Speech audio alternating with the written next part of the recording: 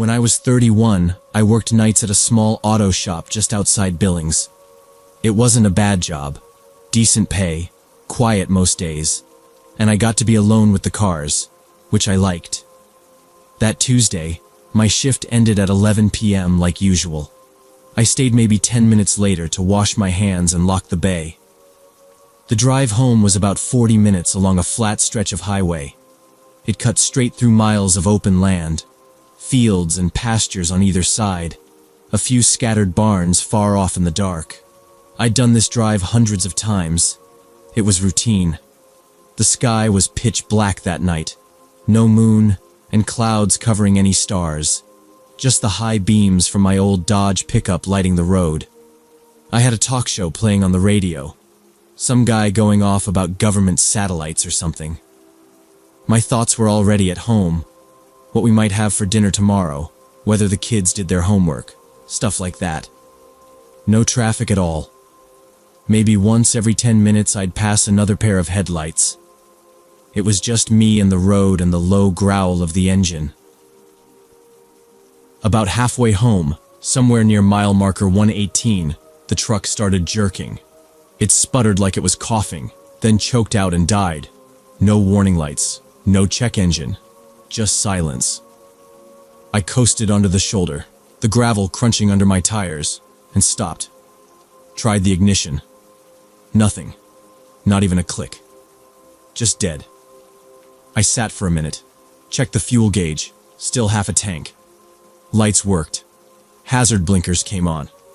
But the engine was completely dead. I popped the hood and took a look. I'm no stranger to engines, obviously. Nothing jumped out at me right away. Belts were fine. No loose cables I could see. I tried the key again. Still dead. Looked at my phone. No signal. Not a surprise in that stretch. Just 0 bars and a black screen. That part of the highway might as well be a dead zone. I weighed my options. Could stay in the truck and wait.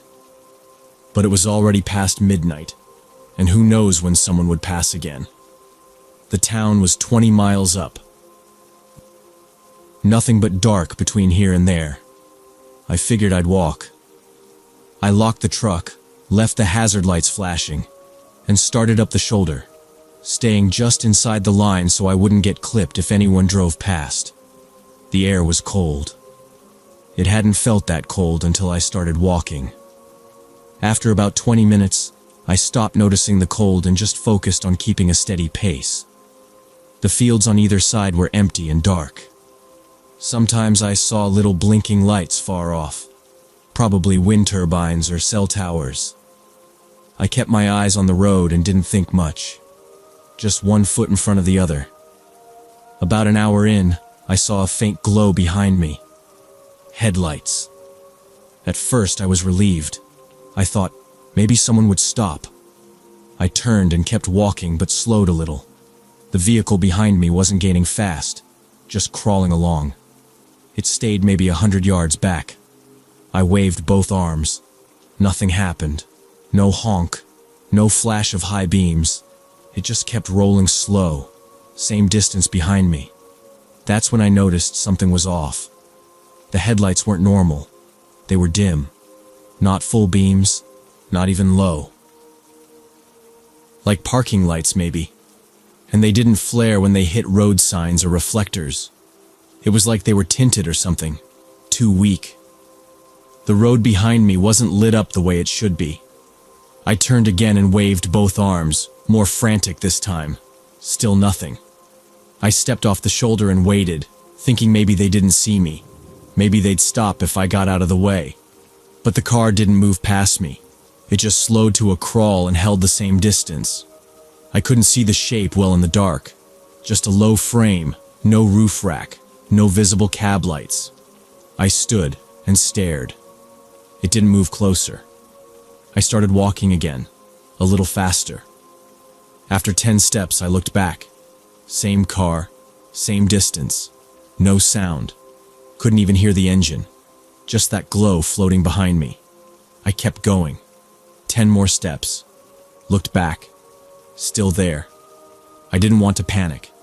Told myself maybe it was just someone nervous about driving at night, keeping their distance. But it was weird that they hadn't passed me or said anything. Not a word. Not a horn. No window rolling down. Just a car slowly tailing me on a dead highway. I picked up my pace. Not quite running, but close. I looked over my shoulder every few seconds. The car was still there, now maybe a little closer. I couldn't be sure. I couldn't hear anything. Just footsteps and wind. After a while, I stepped off the road and walked through the grass, putting a few trees between me and the highway. I watched the car roll past slowly, maybe 10 miles an hour. Then it stopped about 50 yards ahead. Just stopped. I stayed low and kept behind the trees. After a minute, the door on the driver's side cracked open, but no one stepped out. Just the door swinging open and staying like that. I didn't wait. I turned and walked the opposite way through the field, not toward the town anymore, but diagonally, hoping to cross back onto the road farther up. My boots sank into the soft dirt with every step. I kept my head down, glancing behind me only once or twice. After maybe 10 minutes, I found a gravel path leading toward a barn with one floodlight on. Looked like a feed shed or something. I figured it was safer than staying in the field. I followed the path, watching the light above the door. No dogs barking, no sign of anyone. I stepped up to the side and knocked hard on the door. No answer. Knocked again. Still nothing. The barn was quiet. Behind me, I heard tires on gravel. I turned. The same car was crawling up the path, headlights still dim. I picked up my pace, trying to convince myself it was nothing. Just some late-night driver being cautious. But the sound of the tires behind me matched my steps, creeping closer whenever I sped up. I could feel the pressure building in my chest. Every time I looked back, the lights were still there, just dim or fogged, like the bulbs were dying or covered. The vehicle kept a perfect distance, not gaining, not dropping back. I tried waving again, more aggressively this time, throwing both arms up like I was signaling an emergency. Nothing. No flash of lights, no horn, not even a brake tap. I turned back around and walked faster, my boots crunching the gravel. My palms were slick with sweat, and I kept glancing to the sides of the road, wondering if I should just cut across a field and try to find a house. But there was nothing out there, just open blackness. I couldn't even tell if there were fences or ditches. After another 20 minutes, I was breathing hard. Not from exhaustion, just nerves. I tried slowing down again, just to test it, and sure enough, the car behind me slowed too. I stopped. It stopped. I stood there, not turning around, pretending to mess with my phone, like I was trying to make a call. Then I started walking again. It followed. By now, I wasn't even trying to pretend everything was fine. I walked with my fists clenched, eyes forward, heart hammering. Every sound felt loud. The wind in the grass, my boots on gravel, the slight hum of the engine behind me. I didn't want to run. Running would mean losing control, and I didn't know if I had the energy for it. I just kept moving forward, hoping the road would curve towards some houses or at least a gas station. But the dark kept going, and the car kept crawling behind. Suddenly, the engine behind me revved. I turned just in time to see the vehicle speed up. It surged forward and past me, tires crunching fast over the shoulder. The dim lights cut through the dark like knives. Then the car swerved back onto the road and braked hard, stopping maybe 50 yards ahead. I froze. The engine shut off. One door opened and slammed shut. A figure stepped out. Tall, maybe 6 foot, wearing something long, maybe a coat. Hard to tell in the dark. He didn't move. Just stood in the center of the lane facing me. I couldn't see his face. Couldn't see his hands either. My legs wouldn't move.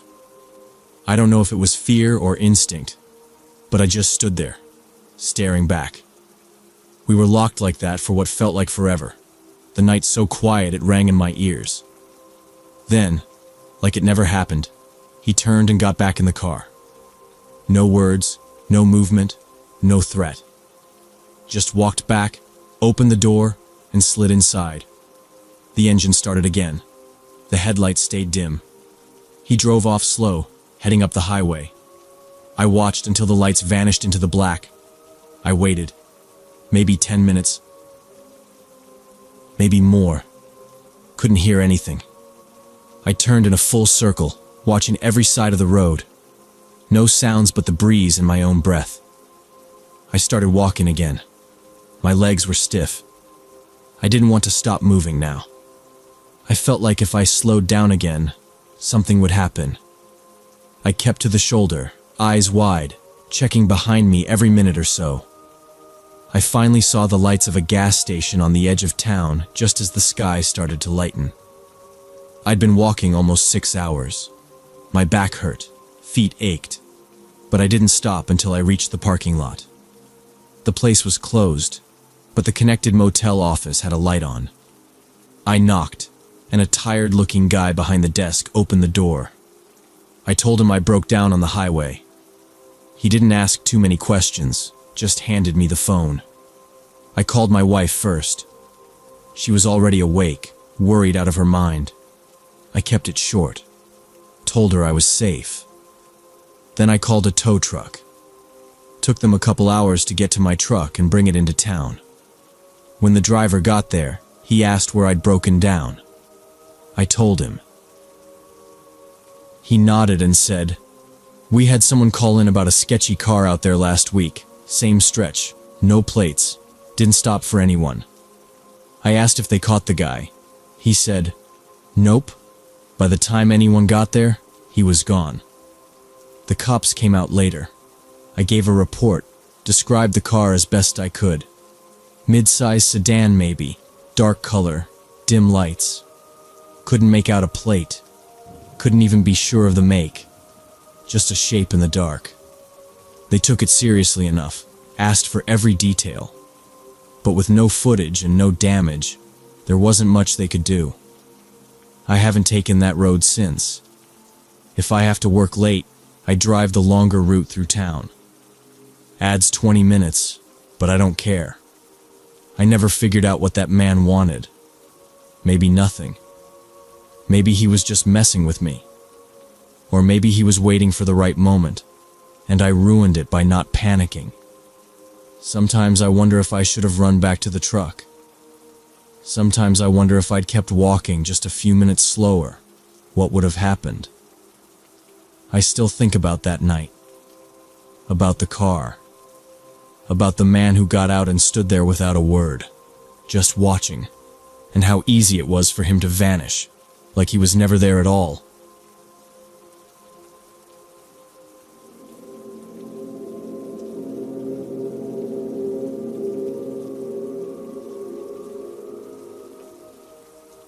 When I was 29, I moved to a small town in Montana to live with my fiancé, Mike. He was a veterinarian and had found work at a clinic there. I got a job as a nurse at a small medical center not far from his office. We rented this old one-story house right on the edge of town. It was surrounded by flat land, dry grass, and a few scattered pine trees. The closest neighbor was maybe a quarter-mile away. The house had charm, wide porch, creaky wooden floors, and a wood-burning stove we rarely used. But it was old, and the locks were the kind you twist with your thumb, the kind that wouldn't keep out someone determined. Mike had to go to Denver for a veterinary conference. It was planned for months, but I hadn't really thought about being alone until the day before he left. He asked me if I'd be okay by myself for 5 days, and I said yeah, of course. I didn't want to seem weird about it. We'd lived together for over 6 months already, and I was used to the house, the quiet, the long drives back from town. Still, the moment he drove off early Monday morning, it felt different. The silence felt wider. I kept to my routine. I worked the morning shift at the clinic, 7 to 3, then came home, made a simple dinner, watched something on my laptop, and went to bed early. I double-checked all the doors and windows each night. On Wednesday, I even moved a chair under the back doorknob. I told myself it was just a habit from living in cities, but part of me felt a little more on edge than usual. The first few nights were fine. It was cold enough that I didn't want to open windows, and the only sounds were the wind and the occasional coyote. But Thursday was different. When I pulled into the driveway after work, I saw the garbage cans tipped over. Trash was spread across the gravel like it had exploded. At first, I thought maybe a raccoon had knocked them over, but as I got closer, I saw it wasn't random. Someone had gone through it. I could see ripped envelopes, torn up bank statements, and old appointment cards lying in weird little piles. A piece of mail with Mike's name was folded and stuck into a plastic container lid. A magazine was open to a page about home security systems. One pile had just old receipts and food wrappers. It was like someone had sorted the trash into categories. I stood there for a few seconds, trying to make sense of it. Then I went inside, locked the door, and called Mike. I told him everything, and he sounded concerned at first, but then said it was probably animals, maybe some raccoons or even a bored neighbor's dog. "No one's going through our mail," he said. "It's just junk." "Then why are there piles?" I asked. He didn't answer right away, then told me to just be careful and maybe bring the garbage cans closer to the porch. So I did. I put them right under the kitchen window and picked up all the mail and papers, trying not to think too hard about the sorted piles. I washed my hands twice and double-checked the front and back doors. That night, I didn't sleep much. Every little noise made me sit up and listen. Once, around 2 a.m., I thought I heard footsteps on the porch, but it could have been wind shifting something. I didn't get up to check. Friday morning, everything looked normal. Nothing was moved, the cans were untouched, and the door was still locked. I tried to shake it off and went to work like usual. I didn't bring it up with anyone at the clinic, just tried to focus on patients and get through the day. But when I got home around 3:30, I saw something that made my stomach drop. The trash was still in place, but the mailbox, one of those old metal ones mounted on the side of the porch, was open.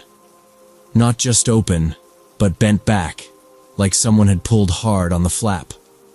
A few pieces of mail were lying on the step, including a bill that had already been opened. The envelope was slit cleanly, and the paper inside was missing. I picked up everything and looked around, but the street was empty. No cars, no people walking. I stood on the porch for a while, trying to listen, like maybe I'd catch something in the wind, but there was nothing. Inside, I locked everything again and grabbed a knife from the kitchen. I set it on the coffee table and sat on the couch without turning the TV on. It was too quiet. My phone buzzed, and I jumped. It was just a reminder for a clinic meeting next week. I looked out the window several times, watching the gravel drive, the edge of the trees. Nothing moved. I didn't cook that night. I just ate a granola bar and drank water. Around 8 SAO, I turned on all the lights and took a shower as fast as I could, leaving the bathroom door open so I could hear the rest of the house. Afterward, I checked the locks again. Everything was in place. But before I went to bed, I decided to look outside one last time. I stepped onto the porch and turned on the motion light. It flicked on and lit up the trash cans, still untouched. Then I noticed the side gate was open. We didn't use it. It was old and warped, and we always kept it latched. It opened toward the small fenced area where Mike kept supplies for his gardening stuff. I walked over slowly, the gravel loud under my shoes. The gate creaked a little as it moved in the breeze. I stopped and looked down. There were footprints. just one set going into the side yard. Not muddy, but enough dust had settled on the concrete there to leave shapes. The prints were heading toward the shed. I couldn't see if the door was open from where I stood. I backed away slowly, not sure what to do. I didn't want to go over and check. Not alone. I went back inside and slid the bolt on the back door. I closed all the blinds, turned off the porch light, and sat in the kitchen with the knife in my hand. I waited there for hours, not moving. Nothing else happened that night. But the sorted piles, the open bill, the footprints, someone had been on our property more than once. Around 2 a.m., I woke up to a strange sound. At first, I couldn't tell what it was. I just lay still, trying to listen. Then I heard it again, soft but steady, coming from the back of the house, near the kitchen. A thin, metallic sound. It took a few seconds to understand what I was hearing. Someone was picking the lock, not jiggling the doorknob or trying to force it open. This was slow and careful. Click, pause, scrape, repeat. Like someone who had done this before. I held my breath, hoping it was just my imagination. But it kept going. I grabbed my phone from the nightstand and walked slowly to the window, pushing the curtain back with one finger. I couldn't see anything. It was too dark, and the motion light hadn't come on. The picking continued. A few seconds longer, then a louder click. The bolt. I backed away from the window, locked the bedroom door, and crouched next to the bed with my phone shaking in my hands. I called 911 and whispered that someone was breaking into the house. The dispatcher told me to stay on the line, said officers were on their way. She asked for my address, name, if I was alone. I could barely speak loud enough to answer. Then I heard it. The back door opened. The hinges squeaked just a little, then footsteps. Slow, calm, not rushing, not stumbling, just steady. They walked into the kitchen. The dispatcher asked if I was in a safe place. I told her I was in the bedroom and locked the door. She told me to stay there. Drawers started opening downstairs. Cabinets, too. The kind of sounds you make when you're looking for something. Not stealing, searching. One drawer after another. Then I heard something worse. Voices. 2, maybe 3. Male. They spoke quietly, almost too low to hear, but I could tell they were talking to each other. I heard one of them say something like, "Check upstairs." That was enough for me. I climbed into the bedroom closet, shut the door behind me, and knelt down between a suitcase and a laundry basket. The dispatcher was still on the line. I told her in a whisper that they were coming upstairs. She told me the police were close. The footsteps started climbing. Each creak of the stairs made my chest tighten. I couldn't hear the voices anymore. Maybe they were listening for me. Maybe they already knew where I was.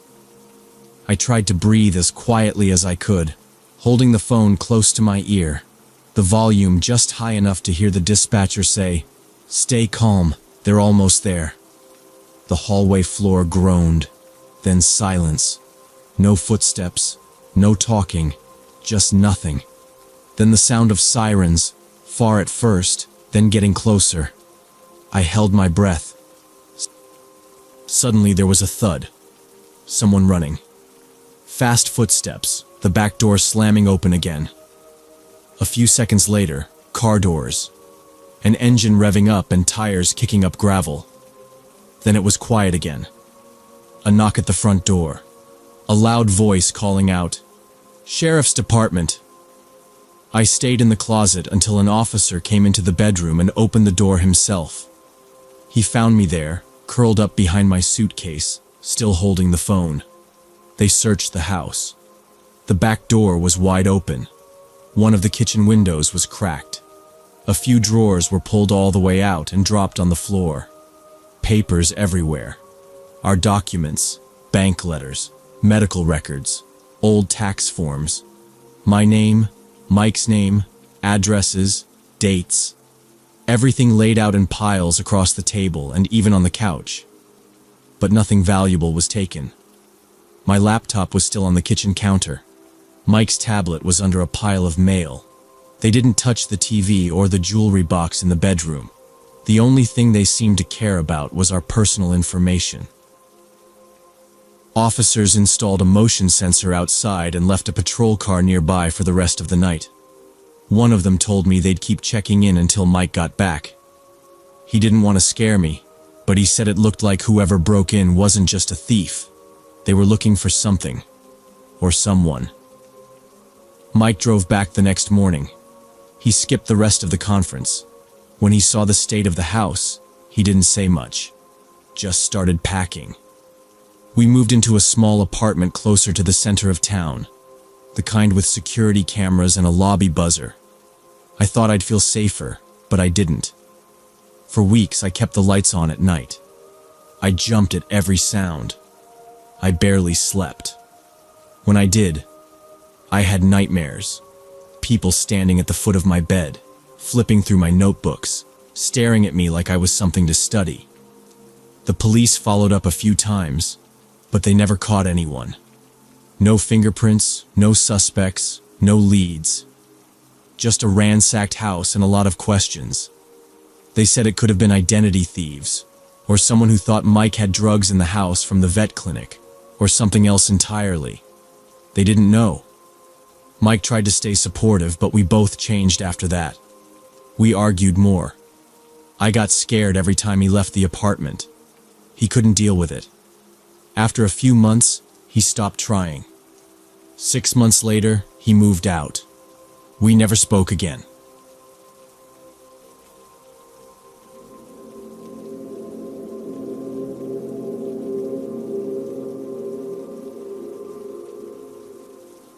When I was 18, I had just started at the local community college and needed some cash for textbooks.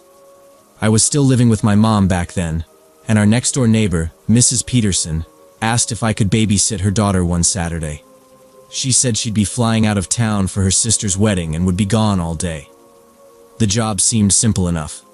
Watch her 9-year-old Sophia from noon to midnight, $70 cash. I'd known the Petersons since I was a kid, so I didn't think twice. Mrs. Peterson handed me a printed sheet with rules, what Sophia could eat, when she should go to bed, emergency numbers, that kind of stuff. She was always that kind of parent, overly careful. Sophia was quiet, not the type to climb on furniture or throw tantrums. When I got there around 11:45 a.m., she was already sitting on the couch, watching some cartoon where animals drove race cars. Mrs. Peterson was still finishing packing upstairs and yelled down that there was frozen pizza in the freezer and extra toilet paper in the hall closet. Around noon, she came down with a carry-on and gave Sophia a hug before heading out. She told me to lock the door and not let anyone in unless it was an emergency. The house was clean, as usual. Beige carpet, framed school photos in the hallway, smell of vanilla air freshener.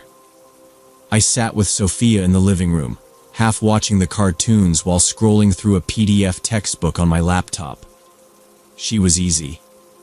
We made mac and cheese around 1, then she played some game on her tablet while I started a few homework assignments. Around 3, I let her pick a movie. She chose a Disney one I hadn't seen before, something with magical dragons. I wasn't paying close attention. The TV was loud, and the afternoon light coming through the blinds made the room feel warm and quiet. I didn't feel like anything could go wrong. Around 4, I got up to get us both juice from the kitchen. That's when there was a knock at the front door. Not loud, just a few quick taps. I wasn't expecting anyone, so I told Sophia to stay put and walked over. The house had one of those small peepholes, and I looked through it. There was a man outside, maybe late 40s, gray tracksuit, receding hairline. He had a clipboard in one hand and a badge clipped to his jacket. He didn't look sketchy, just like some city worker. He said, "Water department. We're checking pipe pressure. There's a reported leak somewhere on the block." I didn't open the door. I just raised my voice enough so he could hear through the door and said, "The owner's not home. You'll have to come back another time."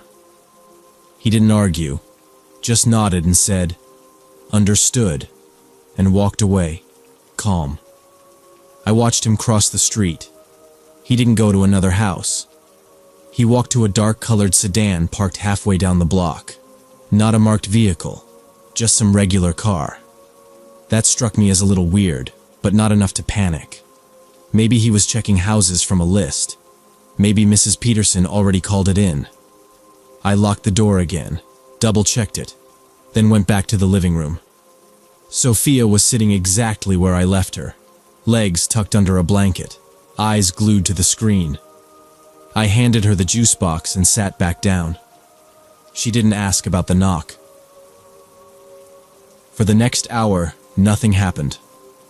The sun started getting lower, and I turned on one of the standing lamps. I figured I'd make her dinner soon, then get her ready for bed around 8 like the instructions said. I went back into the kitchen to preheat the oven for the frozen pizza and glanced out the window above the sink. The sedan was still there, same spot, no one inside it. I moved to the front window and pulled the curtain a few inches to the side. From there, I could see it clearer, dark blue or black, tinted windows. No city department sticker or permit on the dash. I looked up and down the street. No other city trucks. No neighbors talking to workers. Just that car. I stood there a minute, watching. Then I took out my phone and Googled the city's water department. I found a number and called. A woman picked up and I asked if there were any maintenance teams supposed to be out on our street. She checked for a second, then said no. Nothing scheduled for today. No reported leak on that street. "Are you sure?" I asked. "Yes," she said. "If anyone shows up claiming they're from our department, don't let them in." I thanked her and hung up. My stomach got tight, but I kept my face blank and walked slowly back to the living room. I didn't want to scare Sophia. I told her I was going to lock the back door and set the alarm. Mrs. Peterson had one of those home alarm panels by the kitchen door, and she'd left the code in her instructions. I checked the back door, locked, set the alarm. Then I went through the downstairs again, checked windows, side doors, everything. Nothing broken, no sign of forced entry. But I kept thinking about that guy. He hadn't gone to any other houses. I texted my mom and told her what happened, just in case. She asked if I wanted her to come over. I said not yet. I'd see if anything else happened. At 5:30, I made the pizza, cut it into slices, and served Sophia at the table. She was still quiet, still focused on her tablet while eating. I kept looking through the front window between bites. The car hadn't moved. Just before 6, the doorbell rang again. About 30 minutes later, Sophia looked up from her tablet and asked, "Why is that man still in his car?" Her voice was quiet, but I could tell she was starting to get nervous. I walked over to the front window again, lifted the edge of the curtain, and peeked through. The same dark sedan was parked across the street, and the man was now in the driver's seat. He wasn't moving. He wasn't on his phone. He was just sitting there facing our house, and I swear he was looking straight at the window. I closed the curtain all the way this time and told Sophia it was probably nothing. "Maybe he's just waiting for someone," I said. But my voice didn't sound convincing, even to me. I sat back down with Sophia and tried to act like everything was fine, but every few minutes I got up and looked through a small gap in the curtain. He didn't leave. He didn't even adjust his posture. Just sat there still, locked on the house. Around 7:15, I called Mrs. Peterson's number, but it went straight to voicemail. I didn't leave a message. I just hung up and called again. Same thing. I thought about calling my mom, but I didn't want to drag her into something if it was just a misunderstanding. But after another 30 minutes, the man still hadn't moved. The street had started to darken. The air outside looked still, too quiet for a neighborhood like ours. Sophia came up next to me and whispered, "He keeps looking at our house." I asked her what she meant, and she nodded at the window. That man. He was looking at me last week too, when I was riding my bike out front. That stopped me cold. I crouched down so we were at eye level. "What do you mean?" She hesitated, then said, "He was in a different car, but I saw him. He slowed down and looked at me. Then he drove away. I saw him again 2 days later. Same guy, different car, I think." "Did you tell your mom?" She shook her head. I thought maybe I was imagining it. I didn't want to get in trouble. I didn't wait any longer. I picked up my phone and called 911. I gave the dispatcher our address and told her exactly what was going on. That a man had come to the door earlier pretending to be from the water department and was now parked outside, staring at the house for over 2 hours.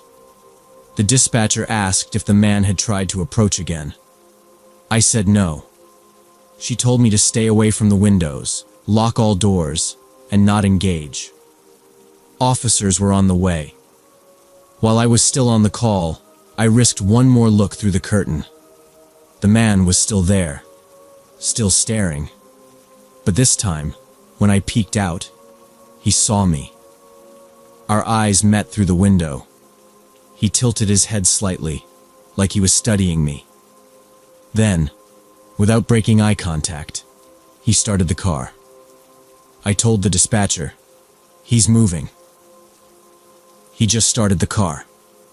The sedan backed up slowly, then turned and sped down the street. I stayed on the line, describing the direction he went until I couldn't see the taillights anymore. The dispatcher told me officers were a few minutes away. The next 15 minutes felt like an hour. I moved Sophia away from the front of the house, had her sit in the hallway near the stairs with a blanket and her tablet. I checked the locks again. Everything was still secure. I kept pacing between rooms, checking windows without letting myself be visible. Finally, 2 squad cars pulled up.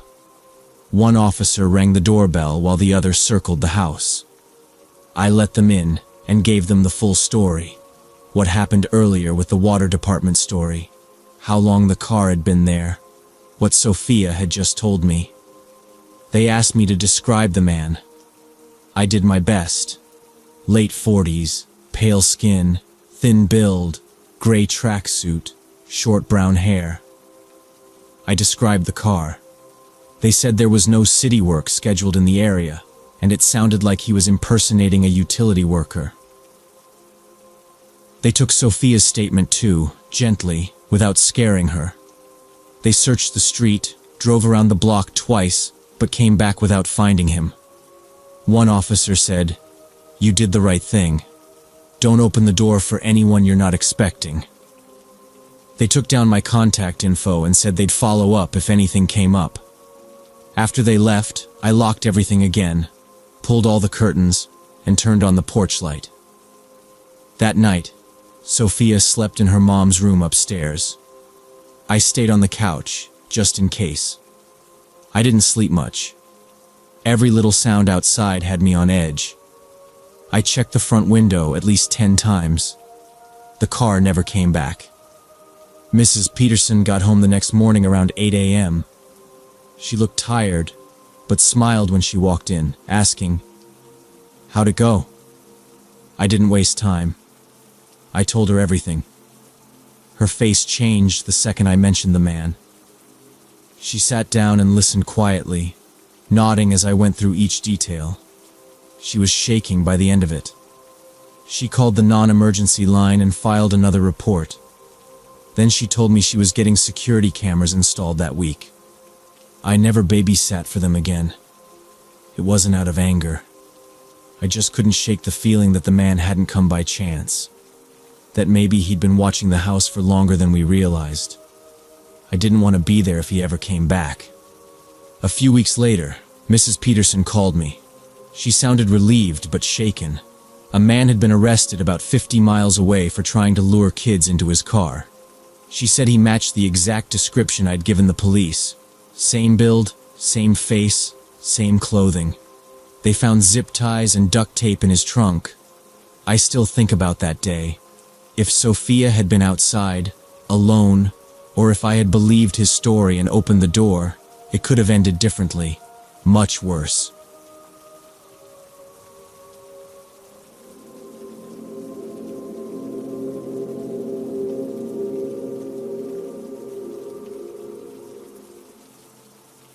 When I was 44, I worked as a plumber for a shopping complex in a mid-sized Ohio city. It was a decent job, steady hours, benefits, nothing too intense most days. I'd been there about 3 years already. Mostly I did routine stuff like fixing clogged sinks in the food court or replacing worn-out sections of piping in the service corridors. The building had been around since the early 80s, and everything inside it felt old. The owners were always updating something, usually just enough to keep the place from falling apart. That week, my assignment was to fix a water line behind the customer service desk in one of the bigger department stores. The work order said there was a corroded section of pipe behind the wall that needed replacing.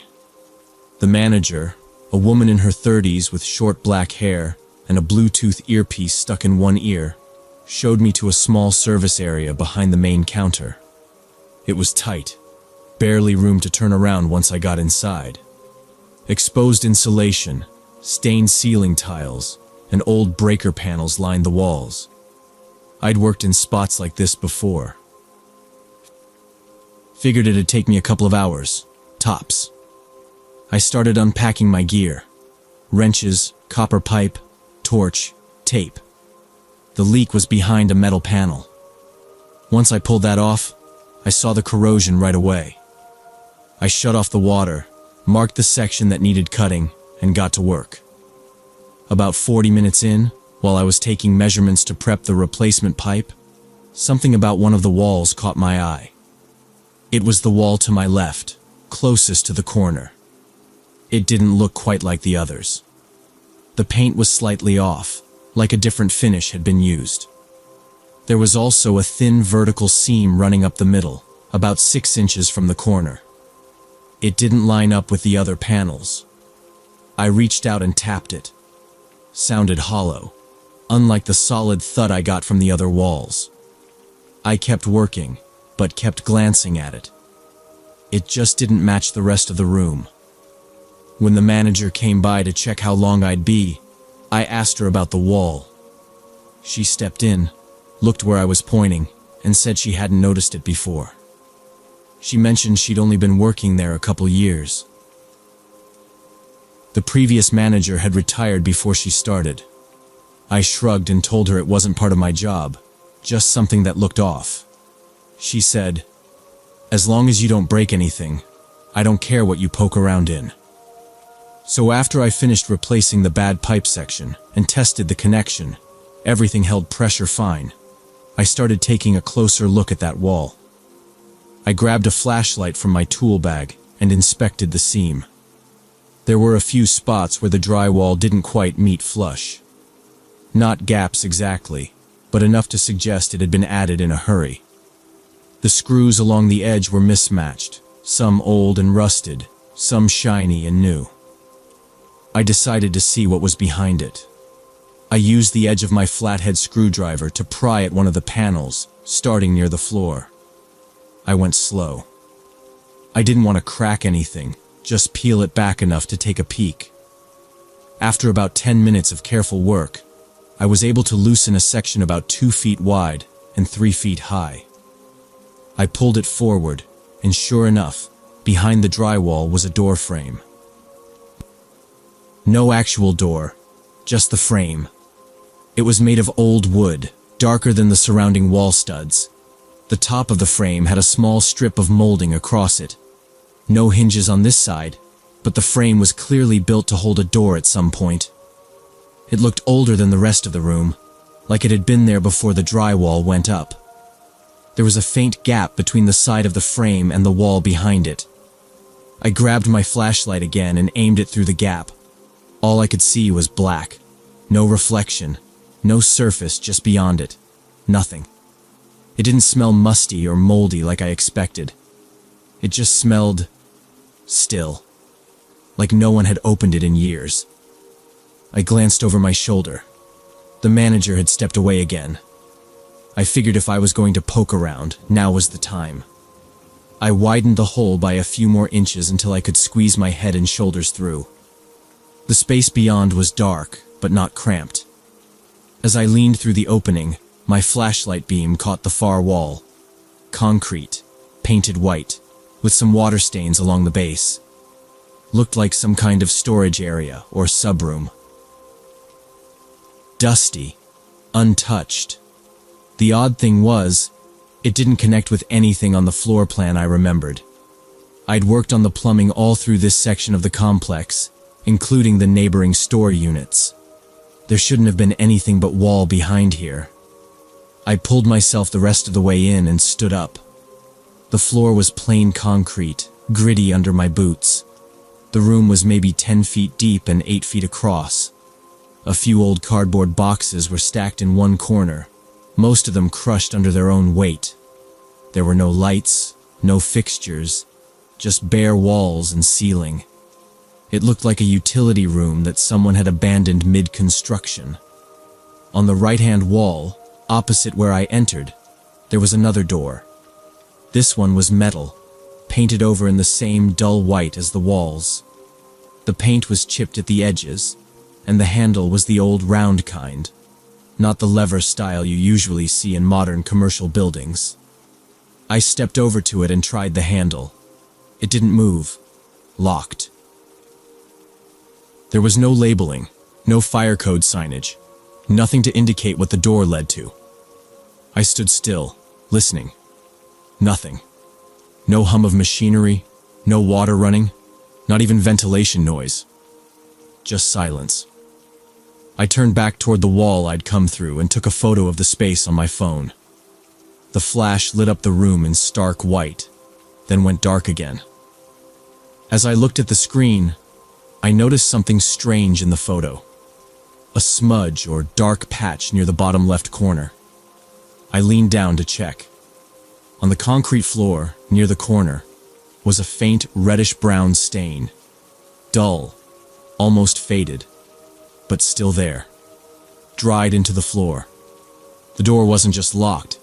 It had been sealed tight with industrial adhesive along the edges, and 6 long screws drilled directly through the frame into the concrete.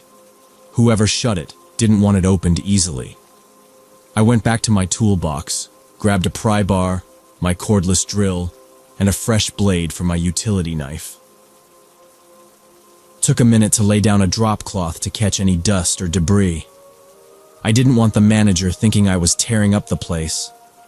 It took nearly an hour to undo everything. First, I cut through the hardened glue, then backed out the screws one by one. The adhesive had aged badly. It flaked like dried tar and stuck to my gloves. Once the last screw was out, I gave the handle a try. It resisted at first, but with a strong pull, the door creaked open, grinding at the hinges.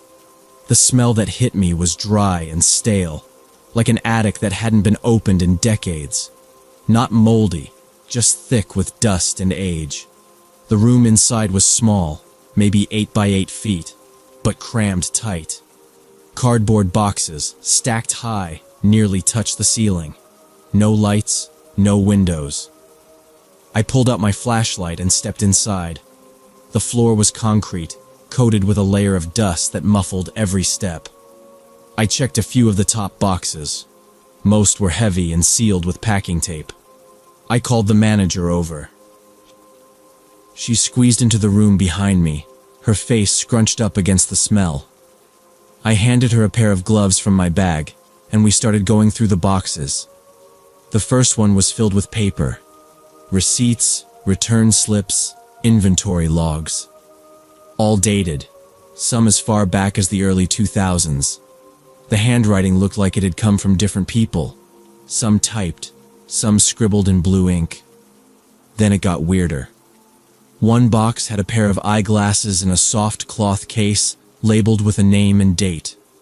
Another held 3 wallets, empty of cash but still holding old IDs, credit cards, even family photos. A box underneath had a tangled pile of necklaces, watches, and keychains. Each item was in a small Ziploc bag, with handwritten notes inside. The manager crouched silently, flipping through them, her hand trembling a little. One of the deeper boxes had an old flip phone, wrapped in tissue paper. Another had a child's sweatshirt, folded neatly, still bearing a retail tag, and a sticky note attached to the collar. Every single thing was tagged, labeled, and filed, as if part of some private archive. I didn't say much, neither did she. After about 20 minutes, she stepped out of the room and called someone from her phone. "We need the district manager down here," she said. "Now," and someone from security. They arrived just under an hour later. The district manager was a tall guy in his 50s with thinning hair and a tight smile. Security was a younger guy, quiet, carrying a small tablet. The manager walked them in without a word. When they saw the room, neither of them seemed shocked. They exchanged a look. The district manager sighed, pinched the bridge of his nose, then turned to us. He explained that 8 years earlier, the returns department had been run by a man named Richard Stone. On paper, he was efficient, kept inventory moving, always stayed under budget. But they eventually learned he'd been scamming the system. He'd tell customers their returns had been lost in transit or couldn't be refunded, even when the items had arrived. He'd keep the stuff, sometimes reselling it through third parties, sometimes just storing it. When corporate finally figured it out, they found hundreds of unreturned items linked to dozens of complaints over a 6-year stretch. They fired him quietly. No police, no lawyers, just severance and silence. The company had been worried about legal exposure and bad press, so they sealed the room, changed the paperwork, and told the next round of employees it was just an old maintenance space. I asked why they'd leave all that evidence in place. "Too much of a mess to deal with," the district manager said. "We figured it was easier to bury it." He looked around the room again, shook his head, then told security to start photographing the contents. He told me to write a statement about how I'd found it, but not to mention anything to the press if it got out. Said I'd be paid for the extra hours. I didn't argue. I'd already taken my own photos. A few days later, I handed everything over. My photos, my notes, even a copy of the work order. The store's legal department sent someone to take possession of the documents. The police were informed, but I heard later that most of it was outside the statute of limitations. Too much time had passed, and the paper trail wasn't solid enough for charges. Richard Stone had apparently moved to Florida, still working in retail, last they heard. A few of the customers were tracked down. Some got phone calls. Others received packages in the mail. The store covered costs quietly, wrote settlement checks in small amounts, issued apology letters. I don't think it ever made the news. They wanted it to go away. I stayed out of it after that. I didn't get a bonus, no promotion. Just my regular hours and an extra caution from management to stick to assigned work orders. Still, I kept thinking about it. All those people who thought they lost a pair of sunglasses, or a phone, or a necklace. People who probably blamed themselves. Meanwhile, this guy had been tagging and hoarding everything like trophies. No one noticed. No one asked. And when they did catch him, they covered it up. I work slower now. When I open a panel, I always check what's behind it. I started keeping records of every odd space I find, just in case. Because buildings forget, but they also hide. And someone like Stone doesn't have to break into homes or rob banks. All they need is a key card and an empty room.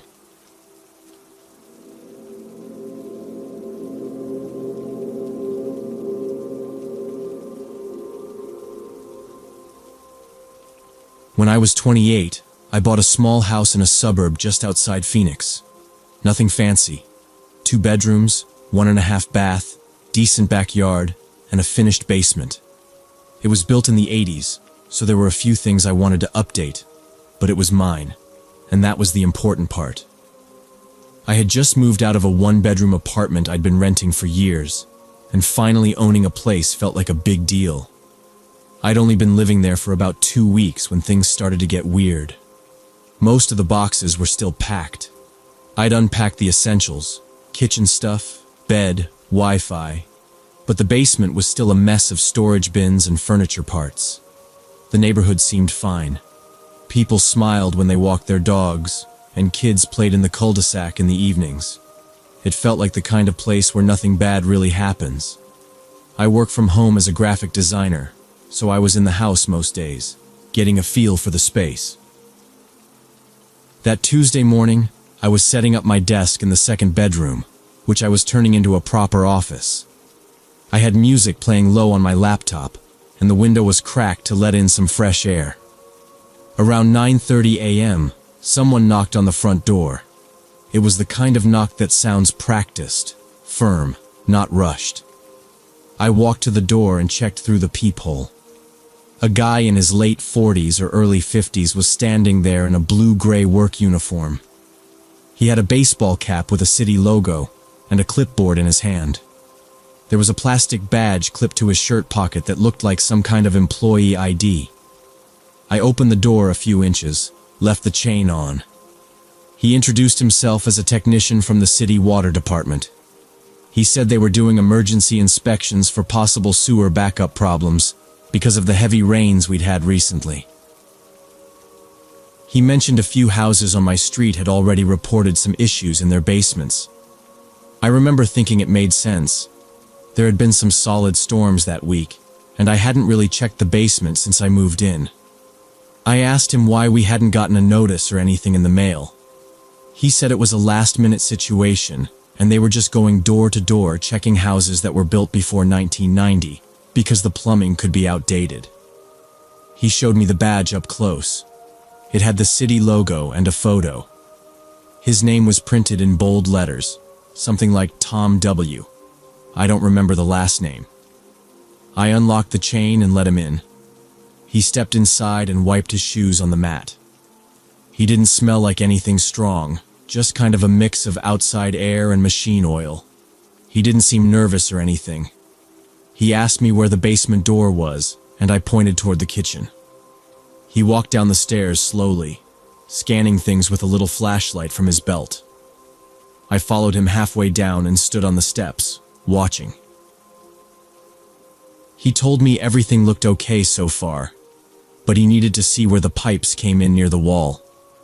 I told him I hadn't touched anything down there yet, so everything was like it was when I bought the place.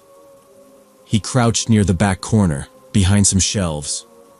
I heard him moving things around and muttering a bit.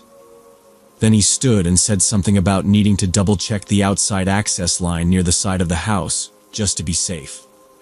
I followed him back upstairs. He opened the side door and walked along the gravel strip between my house and the fence. I stood just inside the door, watching. He bent down and tapped on a metal cap in the ground. I'd never even noticed it before. Then he stood and said, "Yep, that's the main line. We're doing good so far." He asked me if I had a wet vac or a mop, just in case. I said I didn't think so, and he told me it wouldn't hurt to grab one at the store later that day, just as a precaution. He told me he'd file the inspection report with the city, and that someone might come by next week to follow up with a camera scope. I nodded and thanked him. He waved, walked to a white van parked 2 houses down, got in, and drove off. I closed the door and stood there for a second. Something about the whole thing felt a little off. Not wrong exactly, just off. I hadn't gotten any paperwork or anything. And when I checked the mailbox later, there was no notice about sewer inspections. Still, he had the uniform, the ID, and the van. It all looked official. Later that evening, I mentioned it to my neighbor when I saw her outside. She looked confused when I told her. Said no one had come to their door, and they'd lived there for 6 years. Her husband joined us a minute later and said they hadn't had any backup problems, and if the city was checking pipes, they'd probably have seen something posted online or in the local bulletin. That made me a little more uneasy. I went back inside and opened the basement door. Everything looked the same. I walked down slowly, flipped the light switch, and scanned the corners. Nothing looked moved. But when I walked over to the shelves, I noticed one of the boxes was turned sideways. It was a bin of old electronics I hadn't looked through in years. The lid was cracked open. I didn't touch it at first. Just stood there, staring. Then I crouched down and opened it fully.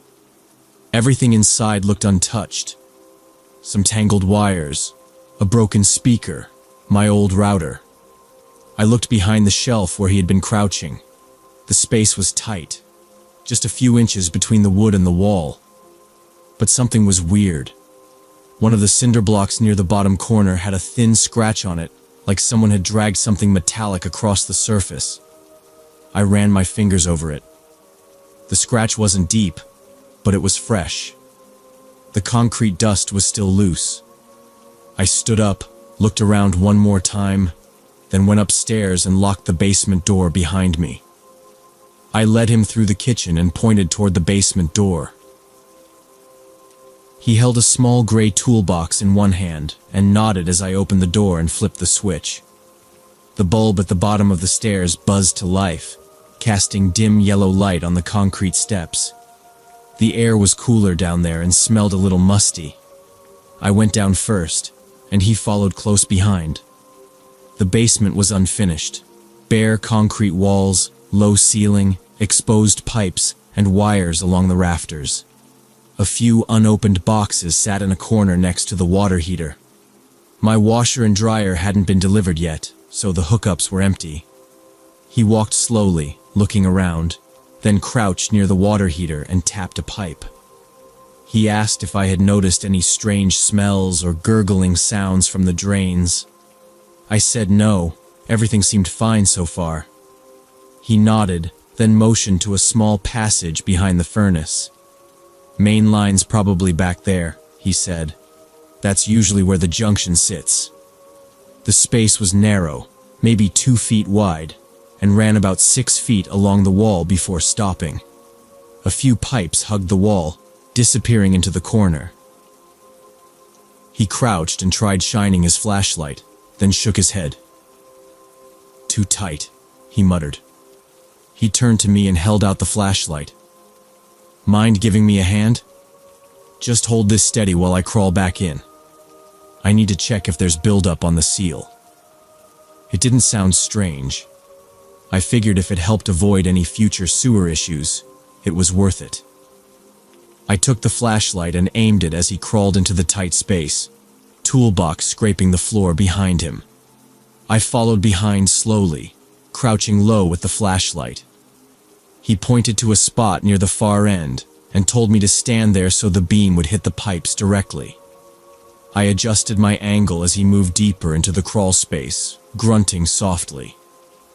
After a minute, he backed out halfway and stood up, brushing off his hands.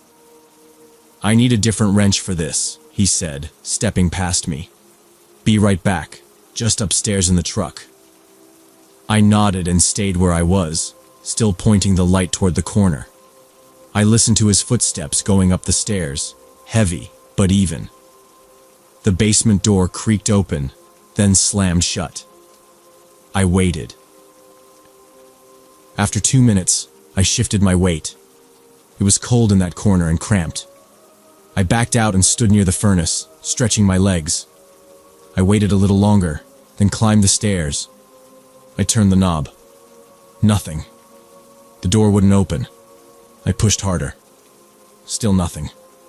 I leaned into it and heard a low metallic clink, like something scraping. I tried again. The door didn't move. Something was jammed against it. I paused, heart beating faster. I pressed my ear to the door and listened. Nothing. No footsteps, no voices, no sound from outside. I called out, "Hello? Hello?" No response. I banged on the door with my fist. Still nothing. I shouted louder. Then I realized how far down the basement was, how thick the door felt. No one would hear me. I pulled out my phone. No signal. I walked back down a few steps and tried again. One bar flickered. I crouched on the bottom step and called 911. It rang, then clicked through.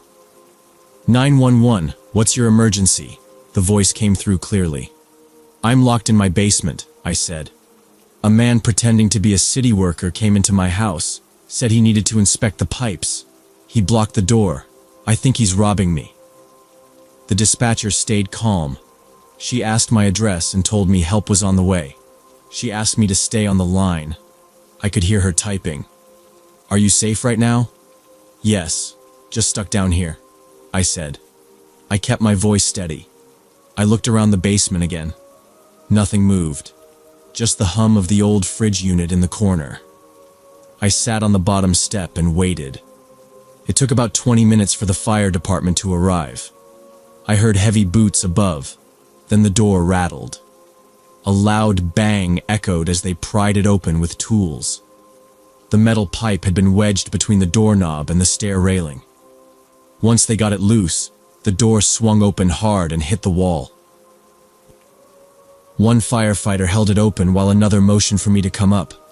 I climbed the stairs quickly, phone still in hand. My living room lights were still on. A police officer met me in the hallway and asked if I was hurt. I shook my head. Then I noticed the kitchen. My purse was gone. It had been on the counter by the fridge. The drawer where I kept spare keys was open. My laptop was missing from the dining table. And when I ran to the bedroom, the small jewelry box I kept in the top drawer was empty. He'd taken everything small and valuable. The cop called in the theft, while another officer looked for any fingerprints or signs of forced entry. There were none. I kept telling them about the badge, the uniform, the clipboard, but they said these guys were professional. He'd probably walked around the block once to make sure no one was watching, then came straight to my house. Later, the officer told me I wasn't the only one. There had been 2 other break-ins like this just that month, all in new housing areas. People who'd just moved in, all single homeowners, all still unpacking. They said the thieves picked houses where the person didn't know their neighbors yet, didn't know what a real utility worker looked like, didn't have time to second-guess an official-looking stranger. I asked how to avoid this in the future. The officer said real city employees always give advance notice, usually come in pairs, and never need to go inside without a second person present. Now, I verify everything. If someone shows up claiming to be from the city, I close the door and call the number myself. I check names, I ask for written notices, I keep my basement locked. And I never let anyone walk into my house just because they have a badge and a clipboard.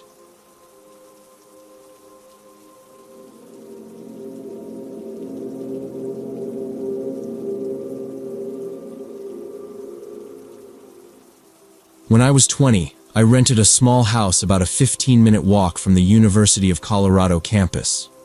It wasn't anything special, just an old 2-bedroom place with faded paint, uneven wooden floors, and a low porch that creaked whenever you stepped on it. The front yard was patchy and overgrown in spots, and the backyard was mostly dirt with some junk left behind by previous tenants. I lived there with a roommate named Josh, but he was out of town that week visiting family in Oregon. So I had the place to myself, which I didn't mind. It was the middle of the semester, and I had a ton of assignments to get through. That Tuesday night, I was sitting at the small desk in my room working on an econ paper. The house was quiet, except for the hum of my laptop fan and the music playing through my headphones. I was in that half-focused state, typing without really looking at the screen, when I caught a sound through the music. I paused for a second. It had been faint. Maybe nothing. I turned up the volume and kept going. But then I heard it again.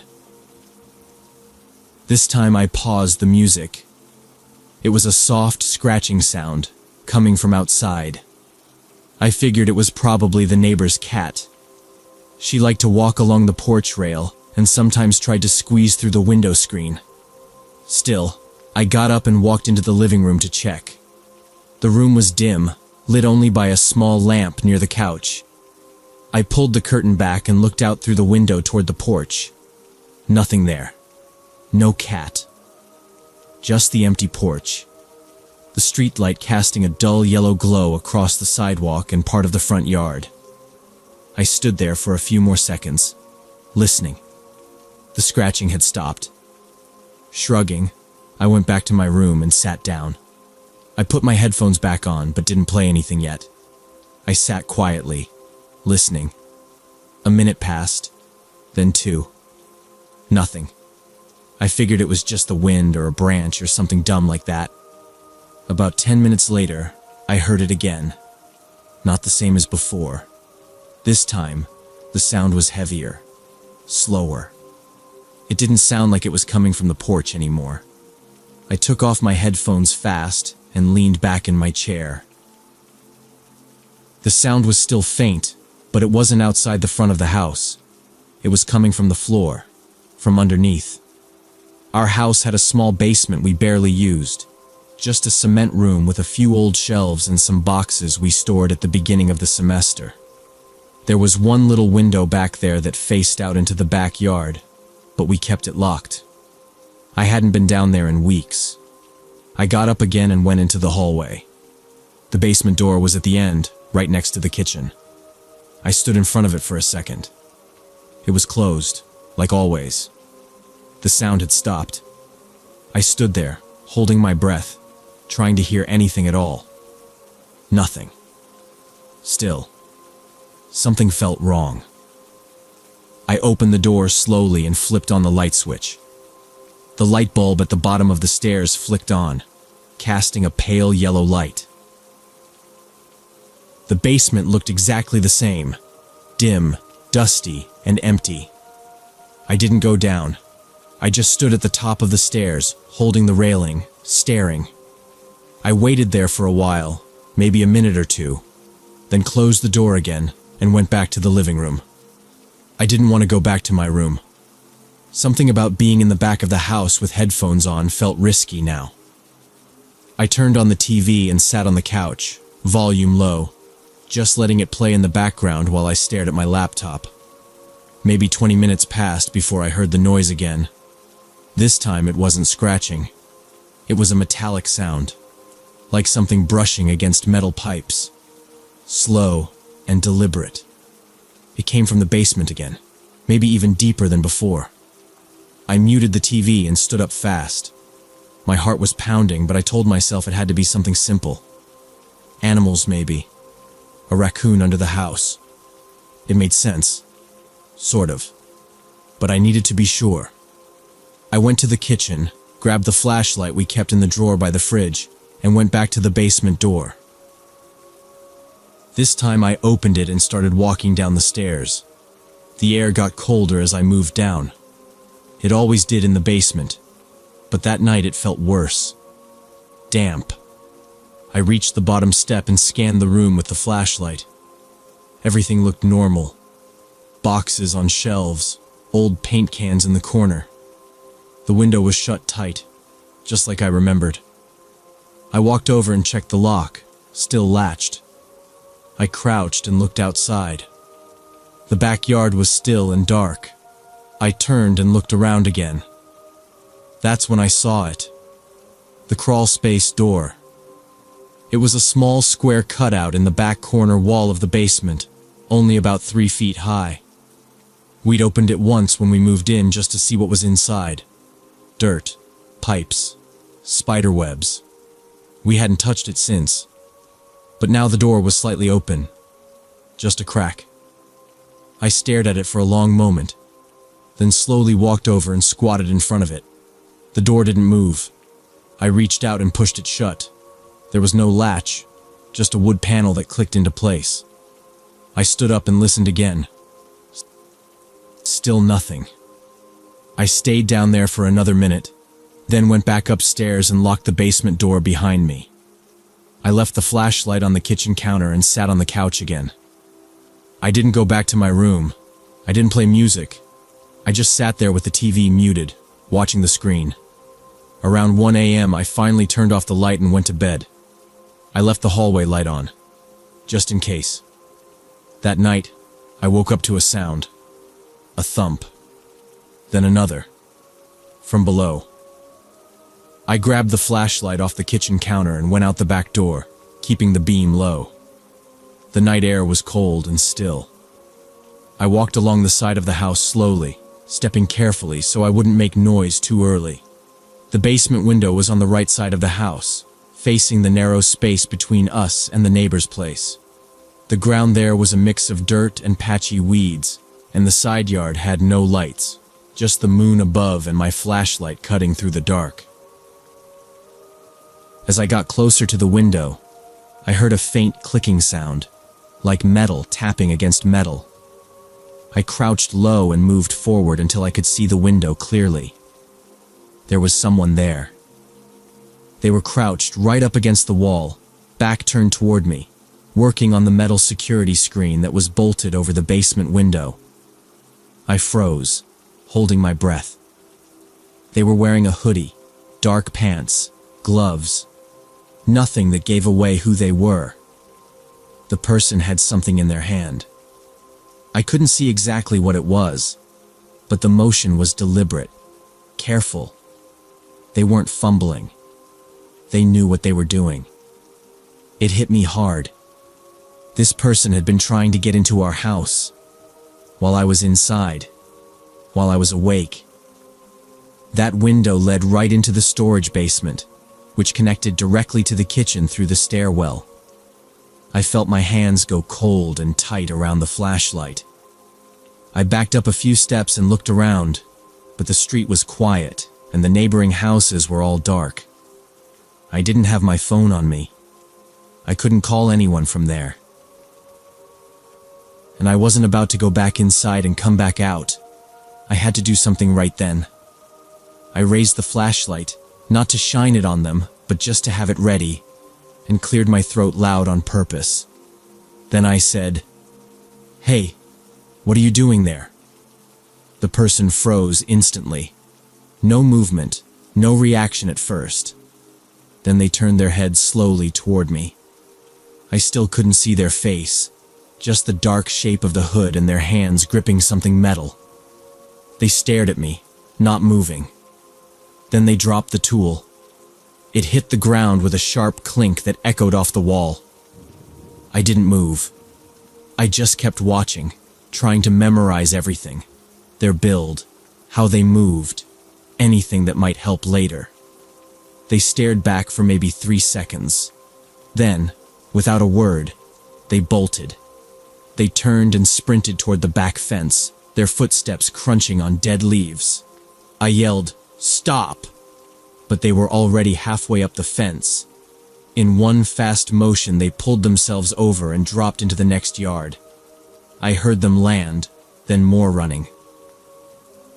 Then silence. I stood there for a few seconds, waiting to see if they'd come back. Nothing. Just the sound of my own breathing. I walked over to the basement window slowly, light still in my hand. The screen was bent, and one of the bolts had been partly unscrewed. On the ground near the wall was a long, thin screwdriver. I picked it up with the edge of my hoodie and turned it over. Just a regular flathead, but worn down. Looked like it had been used a lot. The screen was still on, just barely hanging. They hadn't gotten through. Not yet.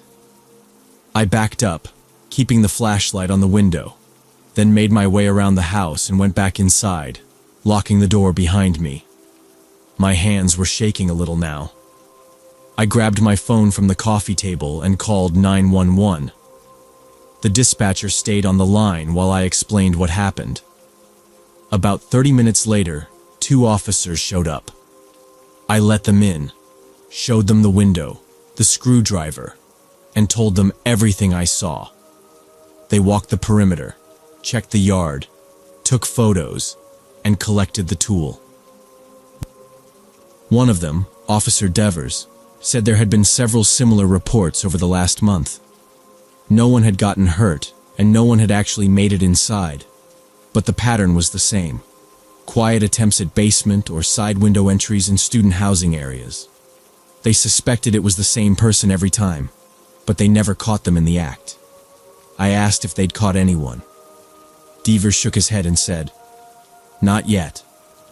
But if this guy keeps doing it, he's gonna mess up eventually." After they left, I couldn't sleep. I stayed on the couch all night with the lights on, checking the window every half hour. Nothing else happened. The next morning, I went to the hardware store and bought stronger locks, longer screws for all the window frames, and motion sensor lights for the front and backyard. I spent the whole afternoon installing them. When Josh got back a few days later, I told him everything. We agreed to take turns double-checking doors and windows every night before bed. He bought a cheap security camera set and mounted one near the back fence. After that night, things went back to normal mostly. But I kept thinking about it, how close that person had been, how quiet it all was. I almost didn't hear them. If I hadn't taken off my headphones, if I hadn't gone to check the porch, I might have gone to bed not knowing someone was trying to break in below me. The police never called back. I checked the campus bulletin board a few weeks later and saw a short note saying the break-ins had stopped. No arrest, no update. I still think about it when I hear weird noises at night. It wasn't some movie scene. It wasn't dramatic. It was quiet, careful, and real. Someone had planned that, watched the house, waited until I was alone. Since then, I never sleep without checking every window myself.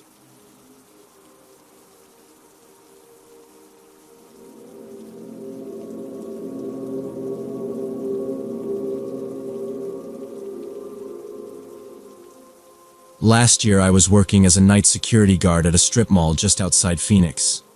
The place was small, 12 stores, nothing fancy.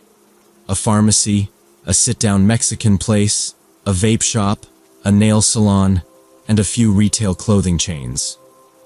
My shift ran Tuesday through Saturday, 10 p.m. to 6 a.m. The pay was $15 an hour, which wasn't great, but I didn't do much. I had to do rounds every hour to make sure the doors were locked and nothing was broken, but most nights I just sat in the little office with the old camera screens. Half the cameras were either frozen or showed static. No one ever came around at night. The mall locked up tight at 9, and by 10 it felt like I was the only person in that whole part of town. There was a coffee maker in the office that I never used because it tasted like it hadn't been cleaned since 2010. So I brought energy drinks and snacks, and usually just watched YouTube or played chess on my phone. The office was cramped, maybe 10 feet by 10 feet, with peeling linoleum and a cracked window that looked out into the inner corridor. The air always smelled faintly like floor wax. I'd hear the HVAC kick on every so often, and once in a while, a buzz from the flickering light in the hallway outside. That was pretty much it for 4 months. Nothing interesting, nothing dangerous, just long, quiet nights and a lot of bad coffee. That Saturday night started like all the others. I got there a few minutes before 10, swiped my badge at the employee door in the back alley behind the building, and headed into the office. I checked the clipboard, signed in, and did my first walk. Everything looked fine. All the store gates were shut and padlocked. No alarms, no broken glass, nothing out of place. I finished the loop, went back to the office, and killed time. Around midnight, I grabbed my flashlight and started my second round. I walked through the corridor near the west side of the mall, past the dark windows of the clothing stores. The lights inside the shops were off, and the only light came from the dim hallway bulbs overhead. The air was colder than usual. Maybe the AC had kicked in harder than normal. I headed toward the main entrance, the big glass doors facing the parking lot. And that's when I saw her. A woman, maybe mid-20s, stood outside the entrance. She had on a gray hoodie, jeans, and white sneakers. Her hands were in her pockets, and she was staring straight at the doors. At first, I thought maybe she worked at one of the stores and forgot something. But no one should have still been around at that hour. She knocked once, gently, and waved at me when she saw me inside. I walked to the doors and stayed a few feet back. She looked nervous, kind of shifting from foot to foot, glancing around behind her. I cracked the door open maybe 4 inches. There was no reason to unlock it all the way, and asked what she needed. She pointed up at the sky and mumbled something about rain, said she needed to use a bathroom. Her voice was quiet but clear. I told her the place was locked until morning, and she should try the gas station down the road. It was a 24-hour place, maybe a 5-minute walk. She looked a little disappointed but nodded and stepped away from the door. I watched her turn and head toward the far end of the parking lot. There were maybe 3 cars parked out there that didn't belong to the stores, probably overnight spots for nearby apartments. She walked up to a silver sedan, got in, and drove off toward the side road that led to the main street. I waited until her taillights disappeared before shutting the door and heading back into the building. The rest of the hallway was still quiet. I walked the remaining path past the pharmacy and the cleaning supply closet, then circled back to the security office. I sat down, checked the few working camera feeds, and didn't see anything strange. It was just past 12:20 a.m. I made a note in the log that I'd seen a visitor and turned on a podcast to pass the time. About 30 minutes later, I heard tapping on the front glass again. It wasn't loud, just a steady, deliberate knock that cut through the silence. I looked at the camera screen, but of course, that angle wasn't working. I stood up, grabbed my flashlight, and walked the hallway toward the entrance. As I got closer, I saw a man this time, maybe mid-30s, wearing a dark jacket, jeans, and a baseball cap pulled low. He stood still, hands in his pockets, staring through the glass. I figured it was the same deal as before. Someone looking for shelter, maybe trying to ask for help. I approached the doors, flipped the deadbolt partially, and cracked it open a few inches, like before. Before I could say a word, he shoved against it hard, trying to force it open. My shoulder slammed into the door, and I instinctively pushed back, bracing it with both arms. He was stronger than me, and the door opened another foot before I could hold it. Then I saw someone else, a second man sprinting from the parking lot, coming up fast behind him. That's when it clicked.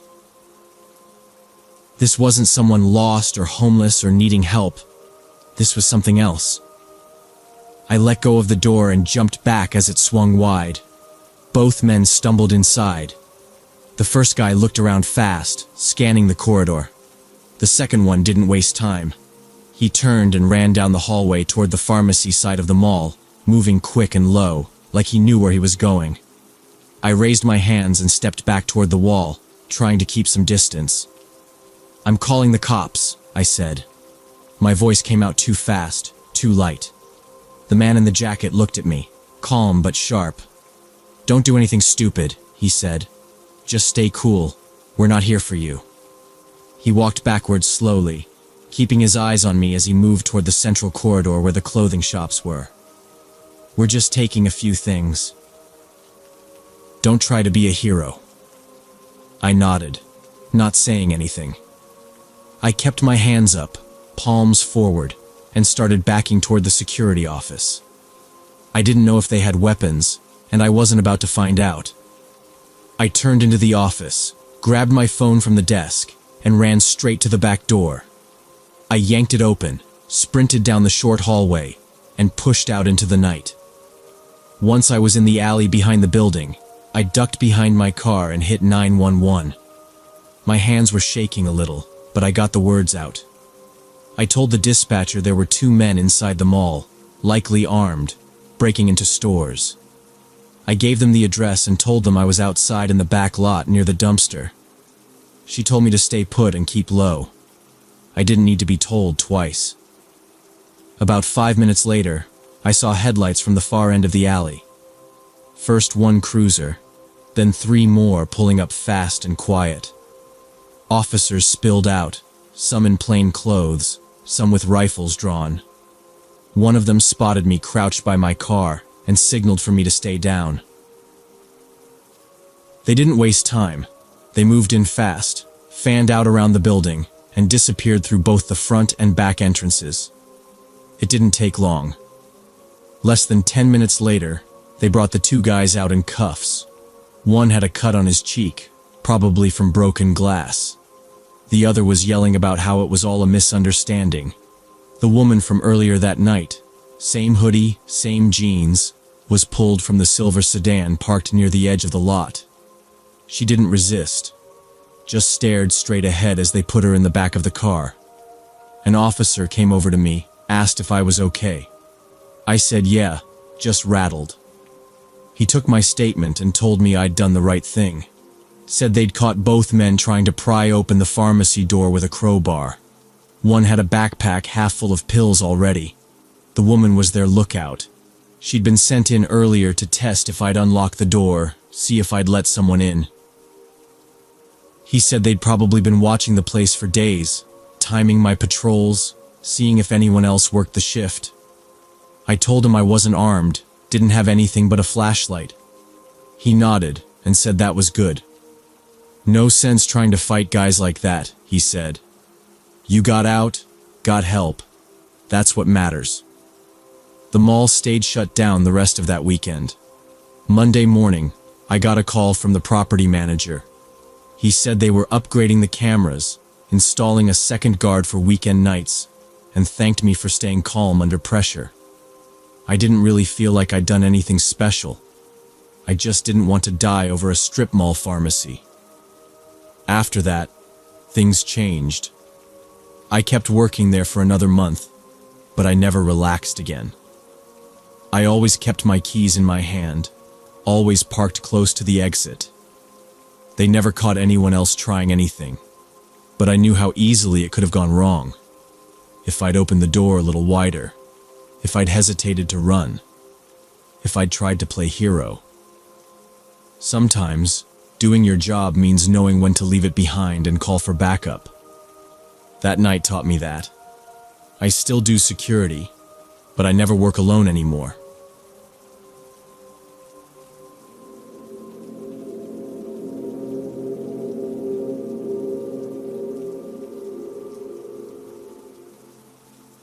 When I was 15, my little brother Noah and I were home alone one Thursday night. Our parents worked overnight shifts at the hospital, both of them nurses. We were used to it. It wasn't the first time we'd had the house to ourselves. Noah was 13, and most nights we'd just eat junk food and play video games until we passed out on the couch. Our place was a quiet 2-story home in a calm neighborhood. People waved when they passed by, and nothing much ever happened there. That evening felt the same as always. We were in the living room, surrounded by soda cans and a half-empty box of fried rice. The lights were on, the TV was loud, and we were deep into a round of a co-op shooter on PlayStation. It was around 9 p.m. I remember checking the time because I was thinking we had hours to kill before bedtime. Then, while Noah was reloading in the game, we both heard something above us. Footsteps. Slow and heavy, not creaking like the usual house noises. It wasn't the normal settling wood or plumbing sounds. It was actual footfalls, like someone was walking across the upstairs hallway. We both stopped playing at the same time. I didn't say anything, just stared at the ceiling. The sound moved from the direction of our parents' room toward the guest room. It was a steady pace, not fast, but not totally careful either. Like whoever it was didn't care too much about being heard, but also wasn't trying to make a big entrance. Noah looked at me and asked, "Did you hear that?" I just nodded, grabbed the remote, and muted the TV. We sat completely still, listening. The footsteps went quiet for maybe 15 seconds, then started again. More measured this time, each one distinct. Then they stopped again. The silence was worse somehow. My ears were straining, like I was holding my breath without even noticing. I motioned for Noah to stay put, but he was already pulling his knees up on the couch, watching the stairs. The sound had stopped, but the air felt different. I don't know how to explain it. Like something was waiting upstairs, just standing still. Then, without warning, the steps started again. But now they were heading toward the stairs. I could tell by the sound, the way the footsteps moved from the hallway floor to the top stair. The pressure on the wood changed. I counted each one. 1, 2, 3. They weren't rushing. They were just moving, slow, but certain. Whoever it was wasn't sneaking anymore. They were coming down. I didn't want to move too fast, so I just stood up slowly and grabbed the house phone. No cell reception in that part of the house. It was always spotty, but the landline still worked. I dialed my mom's number. Nothing. Straight to voicemail. I tried my dad's next, pacing backward into the kitchen without taking my eyes off the staircase. Still voicemail. Noah whispered, "What do we do?" I didn't answer. The footsteps had stopped again, maybe halfway down the stairs. The stairs were just around the corner from the living room. You couldn't see them unless you stood near the bottom. I thought about turning off the lights, but that might give away where we were. We didn't have anything to lock ourselves in with, and I wasn't about to just sit there. I put the phone on the counter and grabbed the biggest knife I could find from the kitchen drawer. It wasn't sharp, just one of those cheap knives from a grocery set. But it was better than nothing. Noah was glued to the couch, breathing hard. I told him in a low voice, "If I say go, run out the back door and head to Mr. Harris's house." Mr. Harris was our neighbor, retired, always outside in the yard during the day. He and my dad would sometimes trade lawn tools. His porch light was on, so I figured he might be up. Before Noah could respond, one of the floorboards near the bottom of the staircase creaked. That sound was clear. It was the third step from the bottom.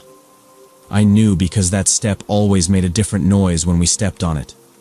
Like a shorter, more splintered groan. Whoever was on the stairs was almost down. I stepped closer to the corner, holding the knife low. My hands were shaking, but I kept my grip tight. The hallway was dim, just the living room light casting a yellow glow into it. I thought I saw a shadow on the wall near the stair rail, but it didn't move. I leaned just enough to see, but no one was there. The stairs were empty. I waited another few seconds. Then, without warning, the front doorknob rattled. Just a short twitch, like someone tested it lightly from the outside. Noah gasped. I turned toward the door, still gripping the knife. The door had a glass peephole, but I was too far to check it without stepping right into the open. The knob didn't move again, but we heard something tap lightly against the glass. Then the footsteps started again, this time upstairs. Same pattern, same pacing, but we had just heard someone on the stairs. I turned back toward the hallway and saw the faintest glimpse of movement. Something retreating up the staircase, just out of view. Not running, just walking back the way it came. I didn't hear any doors open or close, but the sound of footsteps moved all the way back down the hallway. We stood frozen for maybe a minute. I finally whispered to Noah, "Get your shoes." He didn't argue. We both moved quickly, quietly. I slipped on my sneakers without tying them and handed Noah his hoodie from the coat hook. I didn't care if it looked suspicious. I opened the back door slowly and looked outside. The yard was dark, but the neighbor's porch was still lit. We ran across the backyard, past the garage, and didn't look back. I grabbed Noah's arm and whispered that we had to hide somewhere safe. The downstairs bathroom popped into my mind right away. It had no windows and a lock on the door. We moved slow, staying low, keeping our footsteps quiet on the wood floor. The hallway light flickered a little as we passed through, and the silence around us was thick. I reached the bathroom, opened the door, and pulled Noah in after me. Once inside, I turned the lock and eased the door shut without making a sound. We sat down on the cold tile floor, backs against the wall, trying not to breathe too loud. Noah was shaking. His knees were pulled up to his chest, and he kept wiping his nose with his sleeve. I didn't say much. I was focused on listening. After maybe 30 seconds, we heard the creak of the floor in the dining area. Then another step. And another. Someone was definitely downstairs now. The sound of drawers opening and things shifting around started. First the kitchen, then the cabinets. Silverware clinked. A chair scraped the floor. It was calm but deliberate, like the person knew exactly where they were and what they wanted.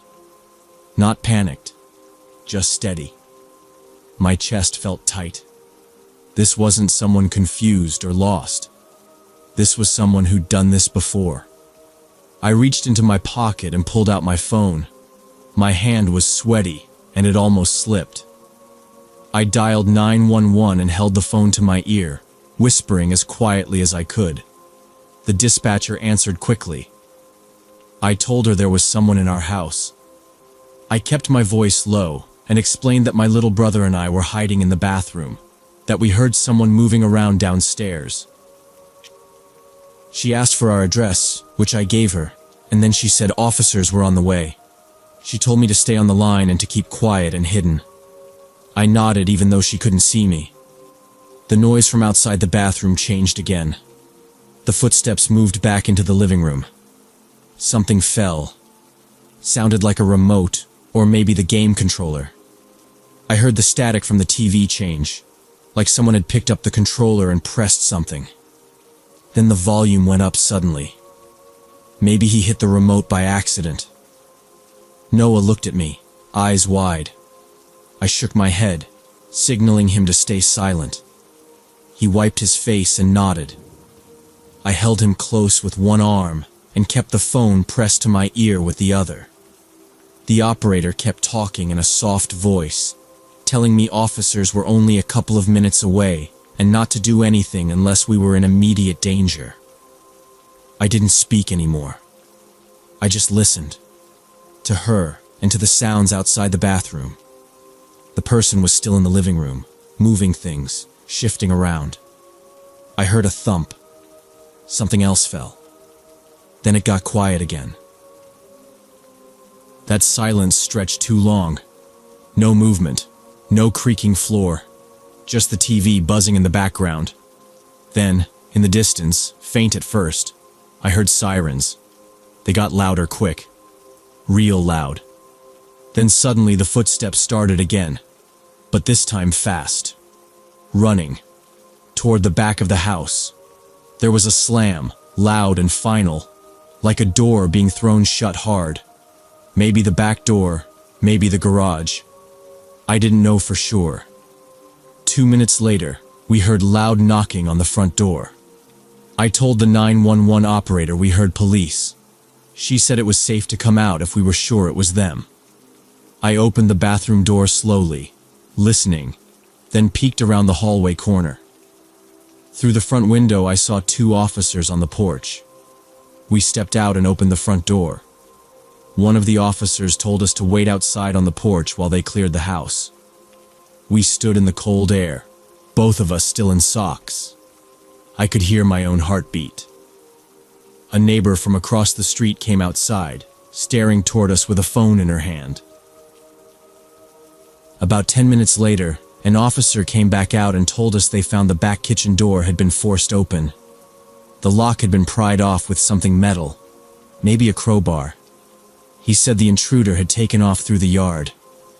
A few minutes after that, another patrol car pulled up, and the officer inside got out and spoke to the first one. Turned out, they caught the guy 3 houses down, trying to cut through someone's yard. He had a black duffel bag with him. Inside were our gaming console, 2 tablets, some jewelry from Mom's dresser, and a few chargers. Stuff that was easy to carry and pawn. The officer said the guy had been watching our house. He knew our parents worked night shifts. Apparently he was part of a group that targeted families like ours, where both parents worked late and kids were left alone. They'd follow routines, learn schedules, and wait for the right time. We gave our statements. They let us call our parents, and Mom showed up maybe 30 minutes later. She looked pale and didn't stop hugging us for a while. Dad came shortly after. He was angry. At the guy, at the house, at himself for not checking the back door lock before leaving that night. That weekend, they installed a full security system. Motion lights, cameras, alarms, everything. We even got a big deadbolt on the back door. After that, we always kept everything locked, even in broad daylight. And every night before bed, no matter how tired we were, we checked every door, every window, every latch. Nothing like that ever happened again. But I still remember how quiet those footsteps were. How calm the guy sounded as he walked through our house like he belonged there. I still think about what could have happened if we hadn't stayed hidden. Or if we'd gone upstairs when we first heard him. We never found out how long he'd been watching. But after that night, we didn't take chances anymore.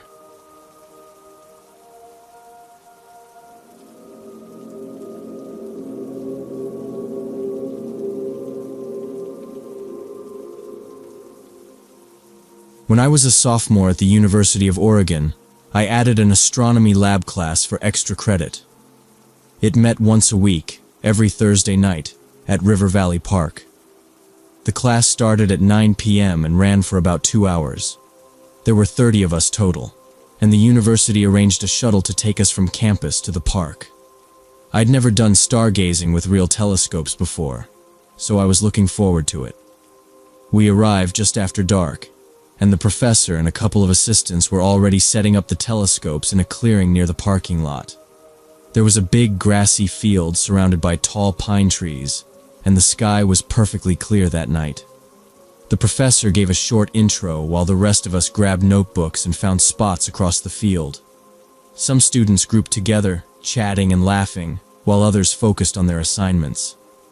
I chose a place a little off to the side, not far from the tree line, but still well within the group. From there, I could see everything.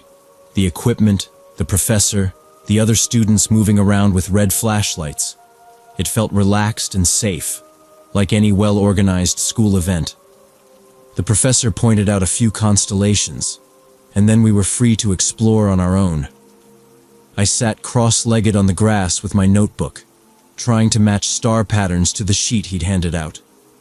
There were about 5 telescopes scattered around the field, and students were rotating between them, taking turns. Someone near me was talking about Orion's belt, and another group was laughing at how hard it was to find Pisces. I stayed focused, writing down notes and occasionally glancing up at the sky. After 20 minutes, I'd filled out half the chart.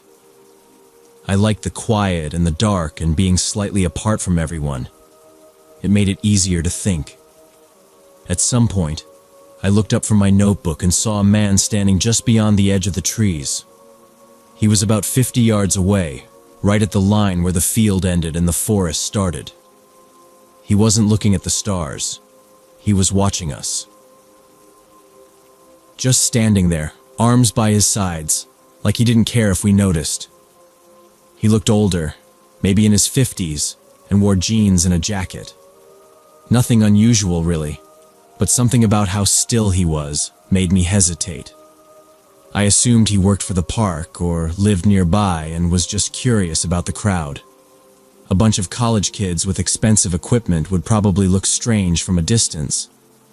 But after 5 or 6 minutes, I looked again, and he was still there.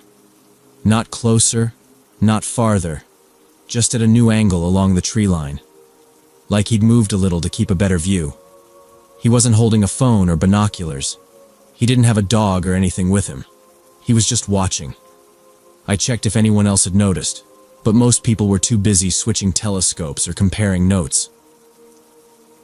The professor was on the far side of the field with a small group, pointing up at the sky and explaining something. I leaned toward the girl closest to me, someone I recognized from my econ class, and whispered, "Do you see that guy over there?" She looked in the direction I pointed but just shrugged. "Probably staff or something," she said, turning back to the telescope. I tried not to let it bother me. It was a public park after all. I went back to my notes and focused on identifying Cassiopeia. But a few minutes later, I couldn't help glancing back. The man had moved again. Barely, just a few steps, but always staying along the forest's edge. He wasn't doing anything, never waving or calling out, just standing there. Every time I looked, he had a new spot, always facing the group. At that point, I started feeling uneasy, but not enough to make a scene. I thought about telling the professor, but I didn't want to look paranoid. I figured if something was actually wrong, someone else would have noticed too. The guy wasn't breaking any laws, just standing where he was allowed to be. Still, I started keeping track of him between every line I wrote in my notebook. I'd look down, take a note about the stars, then glance up and check if he was still in the same place. Every time, he had shifted slightly. Sometimes just a few steps left or right. Always slow, like he didn't want to draw attention. I started timing it. Every 3 to 5 minutes, he'd move. I even flipped back through my notes and marked the times. It made me feel a little more in control. I was trying to focus again when I realized he wasn't alone anymore. There was another figure now. A woman, I think. I couldn't see her clearly from that distance, but she was farther down the tree line, wearing something lighter colored. She stood the same way, just watching us. I blinked, wondering how long she'd been there without me noticing. I looked back toward the man. He was still in place, only now his head had turned toward her. No one else around me was paying attention. The girl next to me was crouched over the telescope, fiddling with the focus knob. 2 guys nearby were arguing over which star was Sirius. It was like I was the only one aware anything was happening. I scanned the field. The professor was now near the shuttle bus, talking to the driver. Maybe they were discussing packing up early. I checked the time on my phone. 10:12. We still had almost an hour left. I looked toward the trees again. The woman had moved. She was closer now, maybe 10 steps in from her original spot. She was still half shadowed by the trees, but it was clear she wasn't just passing by. She was looking right at us, or maybe just me. I slowly shifted my position, picking up my bag and standing without drawing too much attention. I didn't walk away, just changed spots to one a bit more central. As I sat back down, I noticed the man had moved again too, more directly in line with where I was now sitting. I stared at him. He didn't look away. He didn't smile. He just stood there, watching. When the professor called out that we'd wrap up in 5 minutes, I started packing up my things. Most of the group had already drifted toward the bus parked at the edge of the lot, some chatting in small groups, others just yawning from the late hour. I joined the line, still thinking about the strange man and the woman near the woods. I glanced around once more. The woman was gone. But the man wasn't. He was now standing near the back of the line to board the shuttle.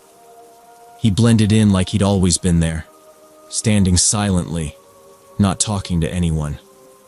He didn't make eye contact or say a word, just stood among the group like he was part of the class. I looked around to see if anyone else noticed him, but no one seemed to care. The professor was busy loading the last telescope into the van, not checking names or head counts. Maybe he assumed the man was a student who came late or joined the group mid-session. I climbed onto the bus and sat in one of the front rows, close to the door. I didn't want to lose sight of the man. When he finally stepped on, he moved straight to the back without hesitation. Sat in the far corner seat and stared out the window. I turned around every so often during the ride, and each time, he was looking directly at me. I couldn't see his expression clearly, but the shape of his face didn't change.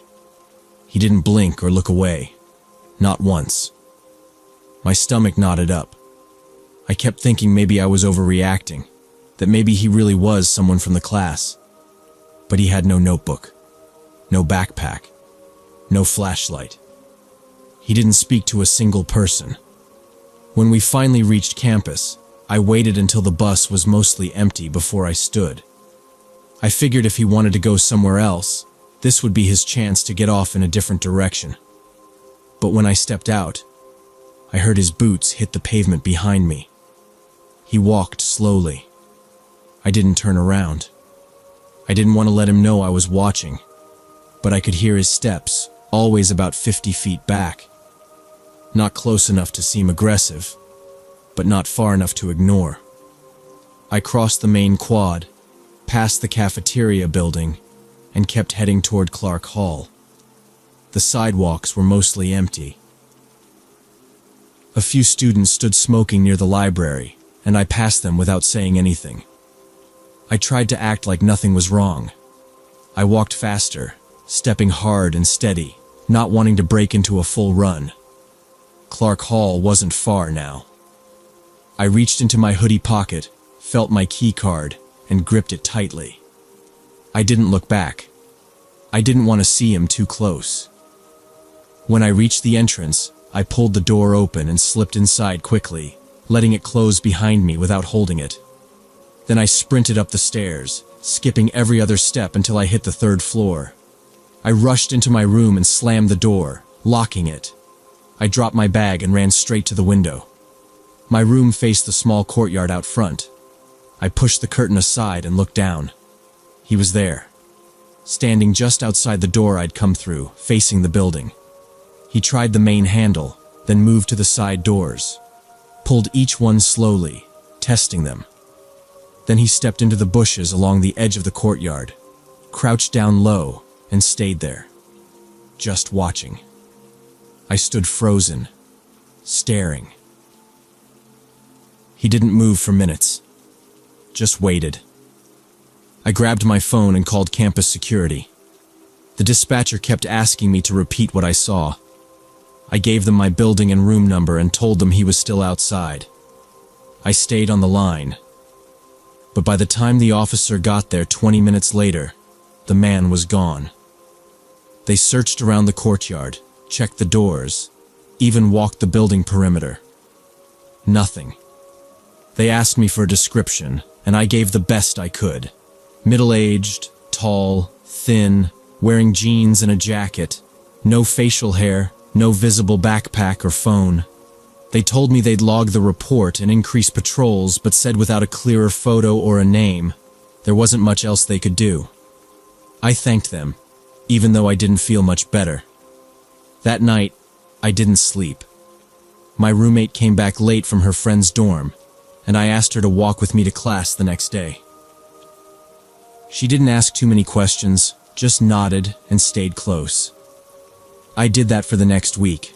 Never walked alone, stayed with small groups, and avoided evening classes. I dropped the astronomy lab and asked my advisor to switch me into a daytime elective. Campus security kept a marked car parked near our building entrance for a few days, and officers walked through the lobby once or twice during the evenings. I never saw the man again. One afternoon, I stopped by the astronomy professor's office and told him what happened. He looked surprised, but not entirely shocked. He admitted that they'd had issues before. People from off-campus showing up to the field sessions, trying to tag along. Usually harmless, just curious. He said they'd never had someone try to board the bus before, though. After that, the department implemented a new check-in system. Name lists, student ID scans before each trip. Only registered students, no exceptions.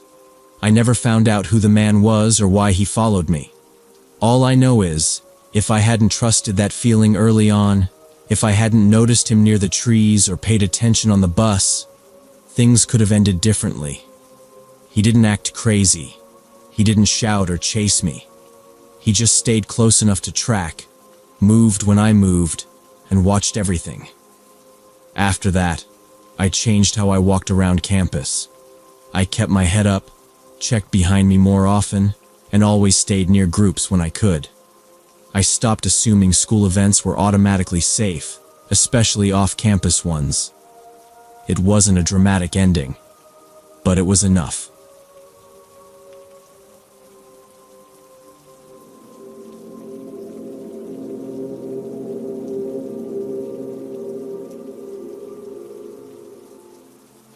When I was 19, I helped my elderly neighbor Frank Miller with yard work every Saturday.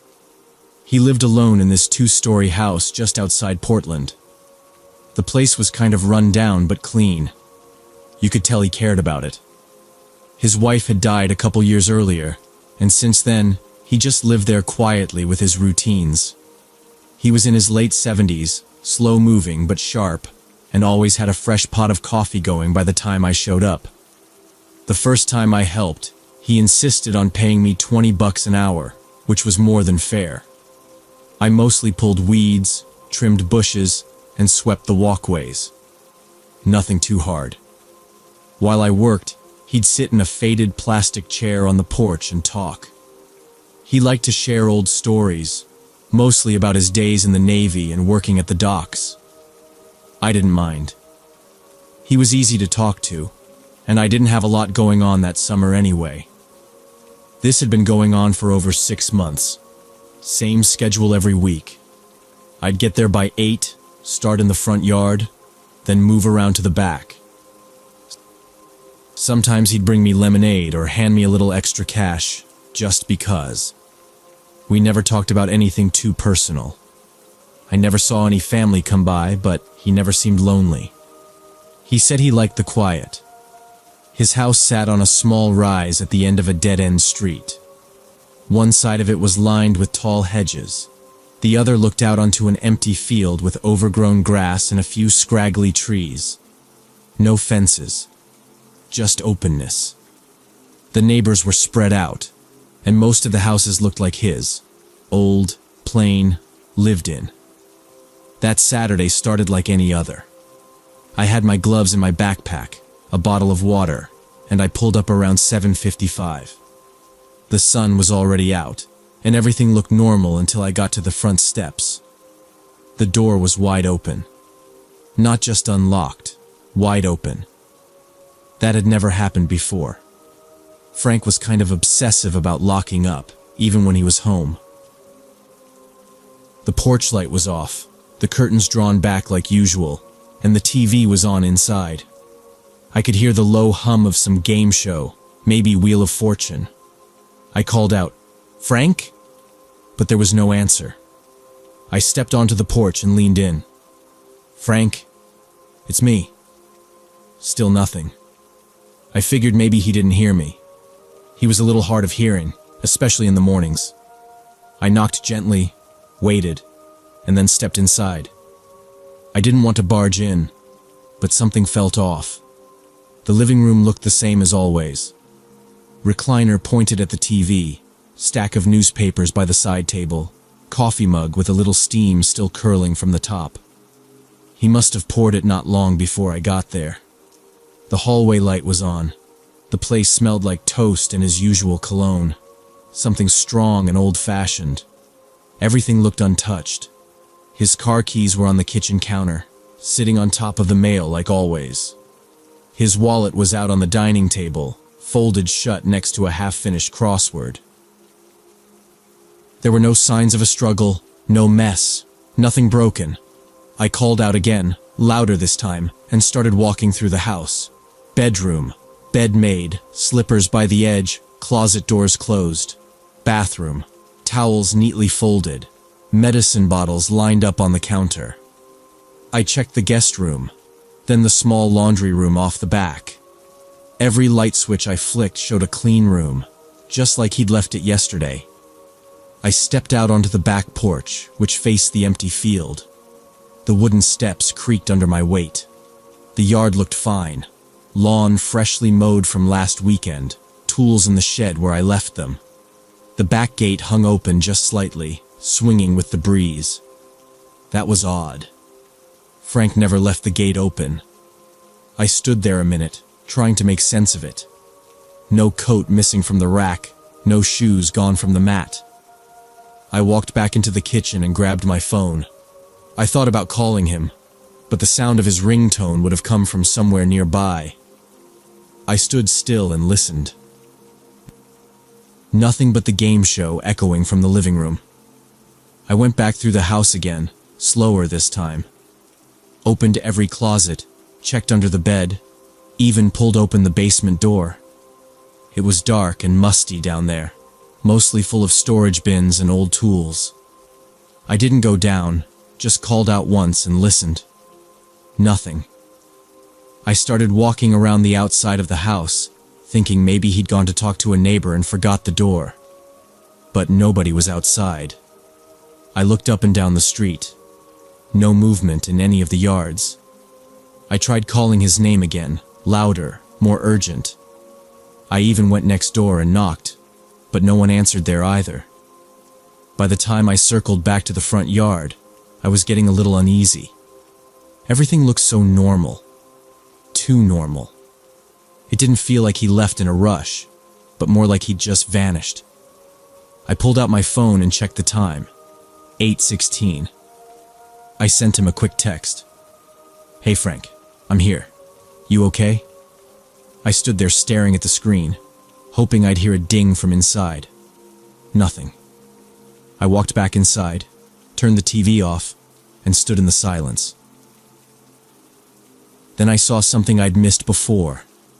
The faint outline of a muddy shoe print near the edge of the hallway carpet. Just one. I looked closer. It wasn't mine. My shoes were dry. It looked fresh, not dried out. The direction of the print pointed away from the living room, toward the back of the house. I followed it slowly, scanning the floor for more prints, but that was the only one. I checked the back door again. It was still locked. I turned the knob and opened it. The wind carried a whiff of cut grass and something else I couldn't place. I stepped outside again and looked toward the field. The breeze shifted the tall grass, and something flickered near the tree line. Just a bit of movement, too quick to identify. I stepped forward. I decided to walk around the edge of the yard first, toward the tall hedges, scanning the grass and dirt path as I moved. The wind had picked up, making it harder to hear. I glanced toward the back fence again, open just a crack, like someone had pushed it without bothering to close it. I stepped through it and circled toward the garden shed on the far side of the yard. As I got closer, I saw a shovel laying flat on the ground, along with a pair of gloves and a hose, stretched out as if someone dropped them in the middle of working. Frank never left his tools like that. He was neat about things, always put everything back in its place. My gut twisted. The shed door was half open, creaking slightly as the breeze pushed against it. A sliver of the inside was visible, dark, cluttered. I called out again. "Frank, are you in there?" No answer.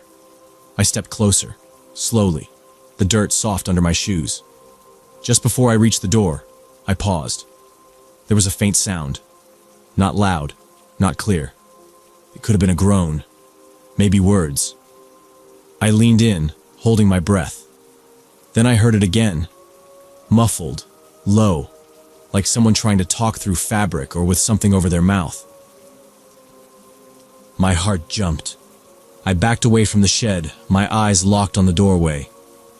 The sound stopped. Everything went quiet. No birds, no wind, just silence. I didn't know if someone was in there or if I was hearing things, but something was wrong. My hand hovered near the door handle, but I froze when I thought I heard movement inside. A shuffle, like a shoe dragging over wood. I stepped back fast and turned, hurrying across the yard and back into the house. I grabbed my phone and dialed 911. My fingers felt stiff as I explained the situation. My elderly neighbor was missing. His front door was wide open, and I thought someone might be in his shed. The dispatcher stayed calm, told me to stay on the line, not to go back near the shed, and wait in a safe location. I walked straight to my car, got in, and locked the doors. My eyes stayed locked on the shed the whole time. I kept the phone to my ear while I watched. A minute felt like 10. The street was still empty. I kept checking the mirrors, making sure nobody was coming up behind me. Finally, a patrol car pulled around the corner and parked at the curb. 2 officers stepped out, 1 male, 1 female, both in uniform. They didn't waste time, walked straight toward the shed with hands resting on their holsters. They called out first. "This is the police. If anyone's inside, come out with your hands up." At first, there was nothing. Then I heard it again. Frank's voice, faint but clear this time. "Help. I'm in here." The officers opened the door carefully, one pushing while the other stood to the side. Inside, I saw movement. One of them knelt down. They both called for an ambulance immediately. Frank was on the floor, lying on his side, tied up with thick rope around his wrists and ankles. His face looked pale and drenched in sweat, but his eyes were open. He was alive. One officer stayed with him while the other came back to my car to ask questions. I explained everything again. What I saw, how I found the door open, the scattered tools, the noises from the shed. Within minutes, paramedics arrived and carried Frank out on a stretcher. He was barely speaking, but he gave me a small nod when he passed by. The sight of him like that hit me hard. I'd just seen him cheerful and talking a week ago, and now he looked like a man who'd barely made it out alive. The paramedics checked him in the ambulance before taking him to the hospital. I stood by the gate, arms crossed, trying to stay out of the way while the officers searched the house and the shed. They found signs of forced entry at the back door and said the inside of the house had been searched. Drawers open, a few things thrown around, but nothing valuable seemed to be missing. Frank later told me the men were looking for money. They broke in after dark the night before, pushed him down, tied him up, and demanded he tell them where he kept his cash. When he didn't give them what they wanted, they dragged him out to the shed and left him there. No food, no water. He said they told him they'd come back, but they never did. The shed was locked from the outside. If I hadn't come that morning, he might not have made it another day. He'd been lying there for nearly 12 hours. He spent the rest of that day at the hospital. Luckily, he didn't have any serious injuries, just bruises and dehydration. They let him go that evening. I drove him back to his house and helped him get settled. The officers said they'd keep an eye on the area, but admitted the men were probably long gone. Frank had a security system installed the following week. Cameras, motion lights, the works. He gave me a spare key too, just in case something ever happened again. I kept doing his yard work, but we were both more alert after that. He kept the doors locked tight, even during the day. If a car slowed down near the house, he'd peek out the blinds. The police took fingerprints, asked around the neighborhood, even checked nearby cameras. But they never caught the guys. No arrests, no leads. Just 3 men who picked an old man's house at random and vanished. The whole thing made me rethink how safe our area really was. Before that, I never thought twice about walking into someone's yard or leaving my own door unlocked for a few minutes. Now, I double-check everything. Frank recovered, and we still talk. But the tone changed. There's less storytelling now and more silence. We both understand something that we didn't before, that sometimes bad things happen with no warning, no reason, and no justice. I'm just glad I showed up when I did. Another few hours, and Frank might have died in that shed, alone, right behind his own house.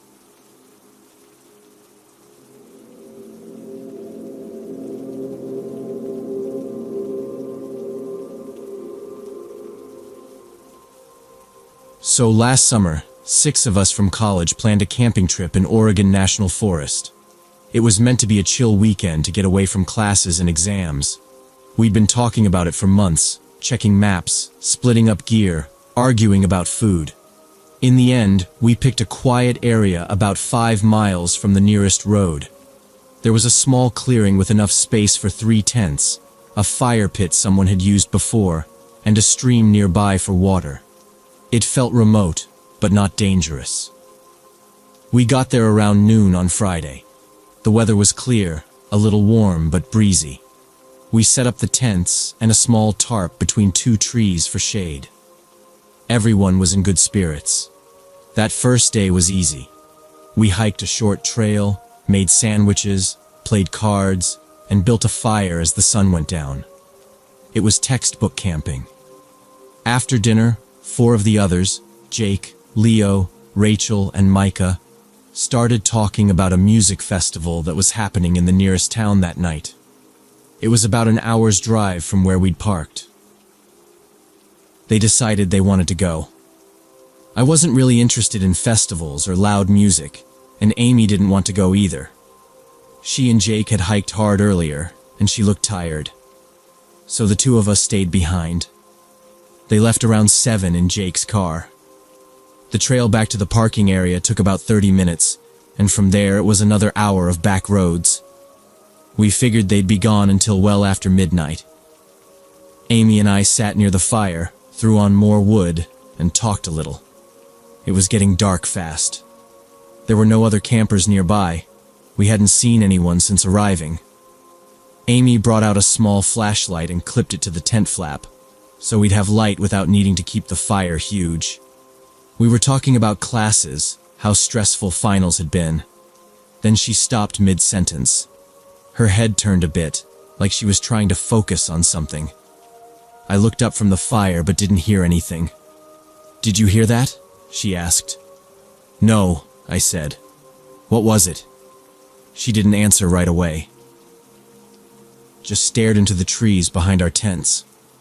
I got up and stood beside her, but it was hard to see anything past the glow of the firelight. "Probably animals," I said. "Or the wind. Happens a lot out here." She didn't look convinced, but nodded. I sat down again and poked the fire. It was mostly small stuff, twigs, kindling, some dry wood. We didn't want to burn too much before the others got back. Maybe 5 minutes later, she looked toward the trees again. "You seriously don't hear that?" I stopped moving and really listened. All I could hear was the soft rustle of leaves, maybe some squirrels or birds. Typical forest sounds. Nothing strange. I said that to her, but she kept glancing over her shoulder, her hands resting still in her lap. She wasn't panicking or anything, but she seemed more alert now. "I swear it sounds like someone walking," she said, a little lower this time. "Like crunching leaves, but slow." I stood again and grabbed my own flashlight from the tent. Walked a few steps past the fire toward the edge of the clearing. I swept the beams side to side. Trees, brush, nothing moving. I went out another 10 feet, maybe a bit farther than I should have, and kept scanning. "I don't see anything," I called back to her. Amy stayed close to the fire. Her arms were crossed now. "Can we just stay near the tents?" she asked. "Yeah," I said. I walked back and we both sat by the fire again. I added a thicker log this time, wanting it to last longer. We stayed mostly quiet after that. Every once in a while I'd hear a rustle or a snap, but it always sounded far off. Could have been branches, or a bird landing, or even one of the other tents shifting. I didn't want to say anything that would make her more nervous. After a while, she started checking her phone. No service, of course. I looked at mine. Still no bars. I opened the camping map we'd downloaded earlier, more to keep my hands busy than anything else. Then, about half an hour later, we both heard something that neither of us could ignore. It wasn't rustling or cracking branches. It was a very distinct noise. 2 short thuds, like someone had stepped on a downed log, and then a scraping sound. Close, maybe 50 feet into the trees. I stood up fast, holding the flashlight out. Amy got up too. She moved closer to me, and we both looked in the same direction. I swept the beam again. Nothing. We didn't speak for a few seconds. Just stood there, staring into the dark trees. The fire crackled behind us. Amy whispered, "That wasn't an animal." I didn't answer. I walked forward again, slower this time, just a few feet. Swept the flashlight left to right. Then I saw it. A flash of something pale between the trees. Could have been bark. Could have been nothing. But I froze. Amy said, "I think we should get in the tent." I nodded. We both stepped backwards slowly. I didn't turn the light off, just held it low. We got into my tent. It was the closest, and zipped it shut. Amy sat cross-legged, still holding her phone like it would do something. I sat with the flashlight in my lap, angled toward the entrance. We stayed like that for a while. 10 minutes, maybe more. No other sounds. Then there was another thud, heavier than before, and it came from the opposite direction, behind the tent. About an hour later, while we were still sitting in the tent and trying not to move or make noise, I started to hear it too. A faint sound, high-pitched and distant, coming from the forest. It wasn't wind or an animal. It had a rhythm to it. I listened harder, squinting into the dark like that would help somehow.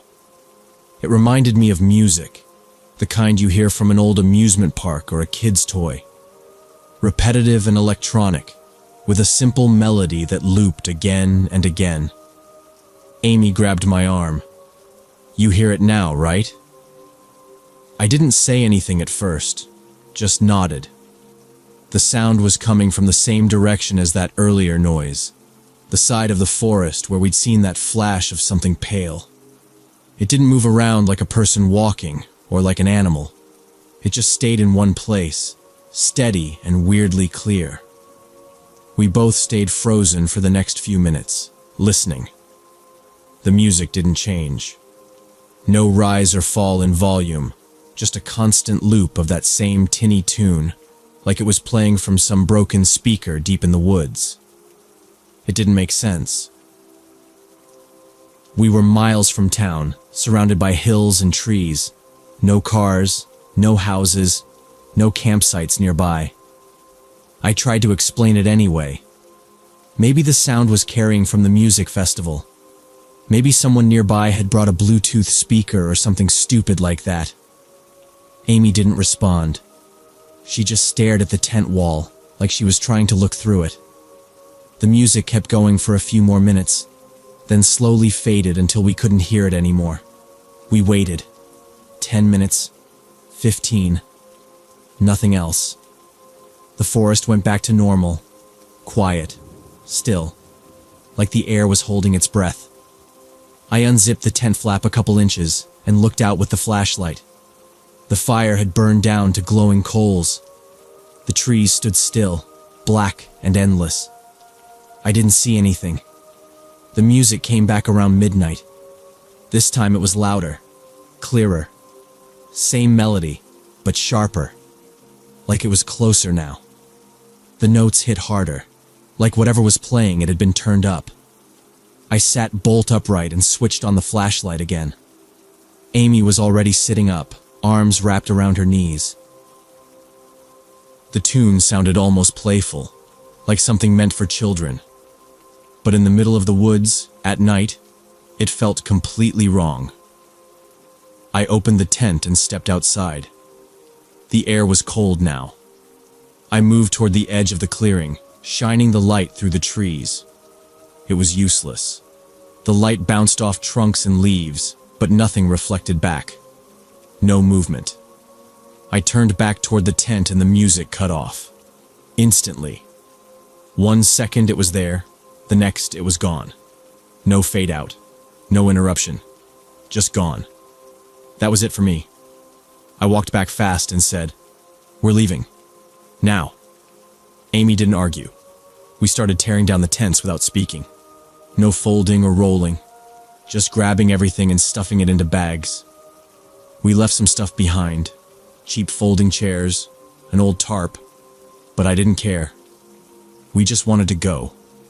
I tossed everything into the back of my car and didn't even double-check the site. Just slammed the hatch and told Amy to get in. We drove out, following the rough dirt path to the trailhead. I didn't drive fast, didn't want to pop a tire, but I didn't stop either. I kept looking in the mirror, watching the trees behind us. Nothing followed us. No lights, no sound, just empty dark behind the taillights. We got to the parking area and headed toward the festival grounds. I didn't say much. Amy kept her phone out, watching for a signal. Finally, we pulled up into a field filled with tents and glowing stages. The music here was loud and messy. It sounded normal. We found the others near their car, drinking and laughing around a lantern. They looked surprised to see us. "Thought you were staying at camp," Jake said. I told them everything. The noises, the music, the feeling that someone or something was nearby. They didn't take it seriously. Leo laughed. Micah shrugged. Rachel said we were just tired and probably imagined it. But I knew what we heard. I knew it wasn't normal. We stayed the night there, near the crowd, near people. Amy and I shared a blanket in the back of my car and left the doors locked. In the morning, we all drove back together to get the rest of our gear. The site looked untouched. Fire pit cold, tents folded up, the stuff we left still sitting there.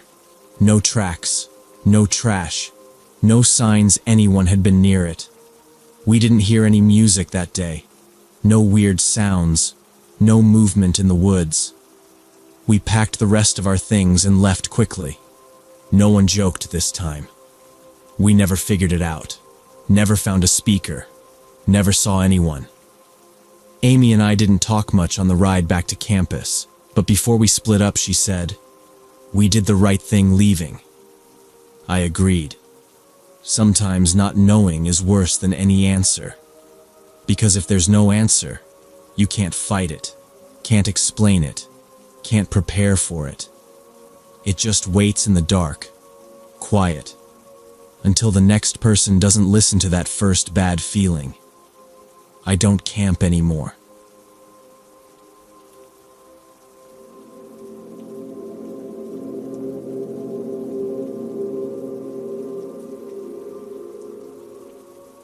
When I was 23, I lost my job working night shifts at a distribution center just outside of town. They laid off 20 people that month, and I didn't make the cut.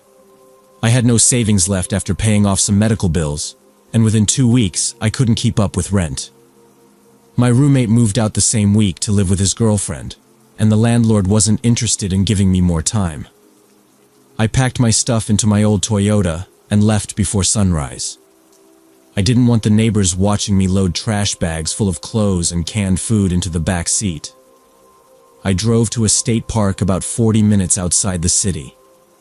I'd camped there once years ago with friends, and I remembered the price being cheap. When I checked the website on my phone, I saw the campground fee was still just $12 a night.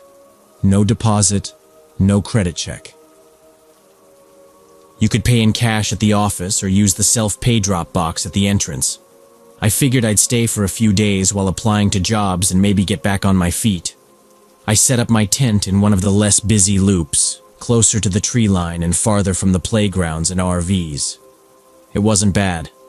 The camp store had cheap food and coffee. The bathrooms were cleaned daily, and the rangers didn't bother me as long as I kept everything neat. I kept to myself, mostly staying in the tent or reading on a picnic bench.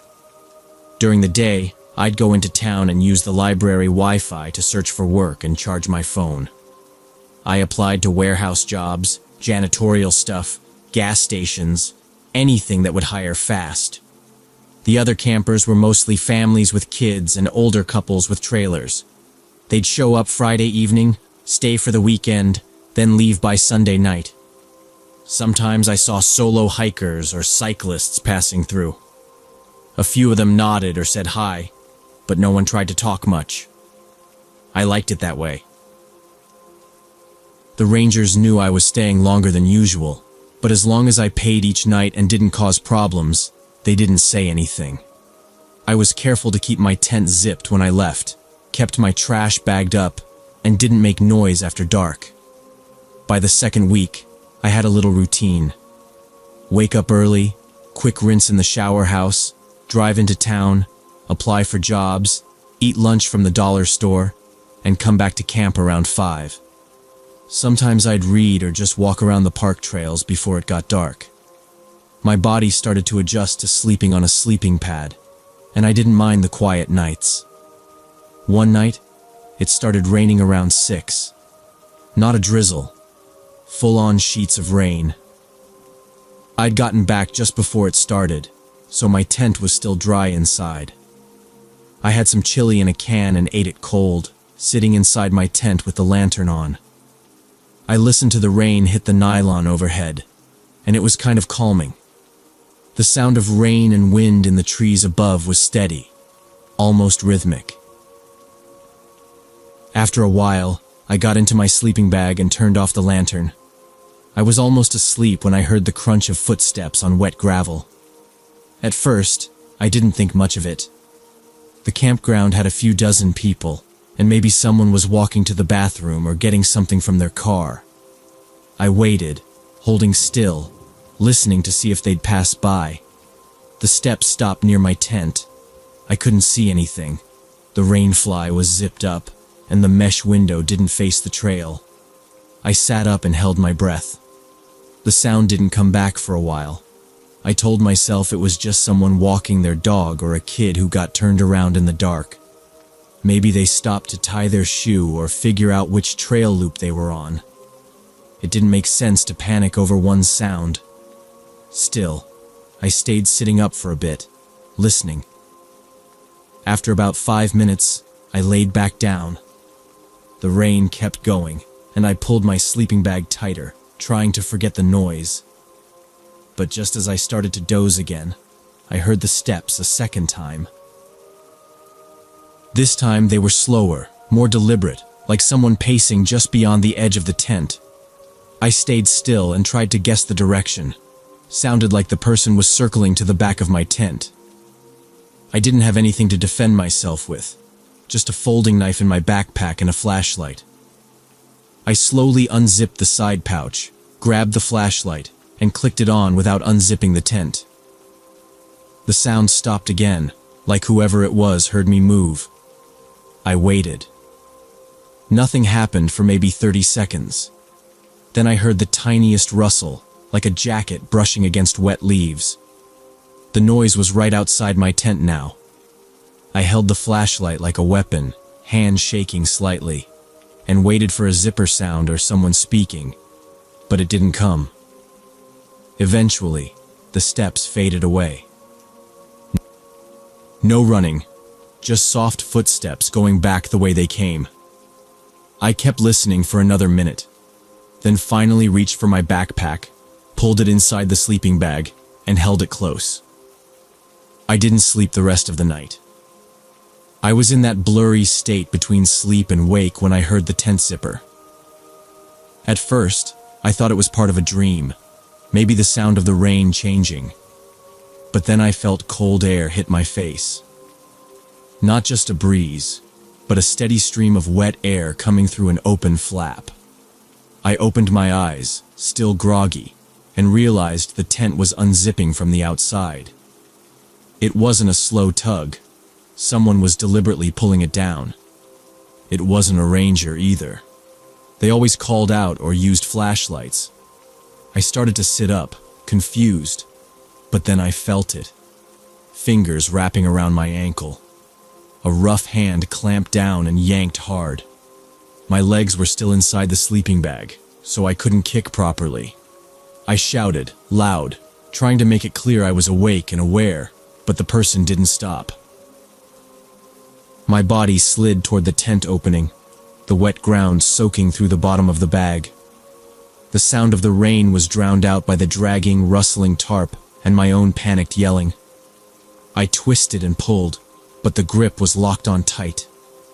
I kicked out with my other leg, hit something solid, maybe a shin, but they didn't let go. My mind stopped thinking about who or why. I just needed something, anything, to fight back. I reached toward the corner of the tent where I'd shoved my backpack. I could barely stretch that far with my body being pulled across the ground, but I managed to hook a finger into one of the straps and yanked it toward me. My upper body was outside now, rain pouring onto my face and chest, soaking through my clothes and the sleeping bag. I unzipped the pack with numb fingers, digging through tangled clothes, a flashlight, some cans. Then I found it, the folding knife. I flipped the blade open and gripped it tight. The attacker was still pulling me, both hands on my ankle now, trying to drag me out completely. I couldn't see them well, just a shadow moving against the rain, but they were big and quiet. No yelling, no talking, just breathing. Heavy, fast breaths.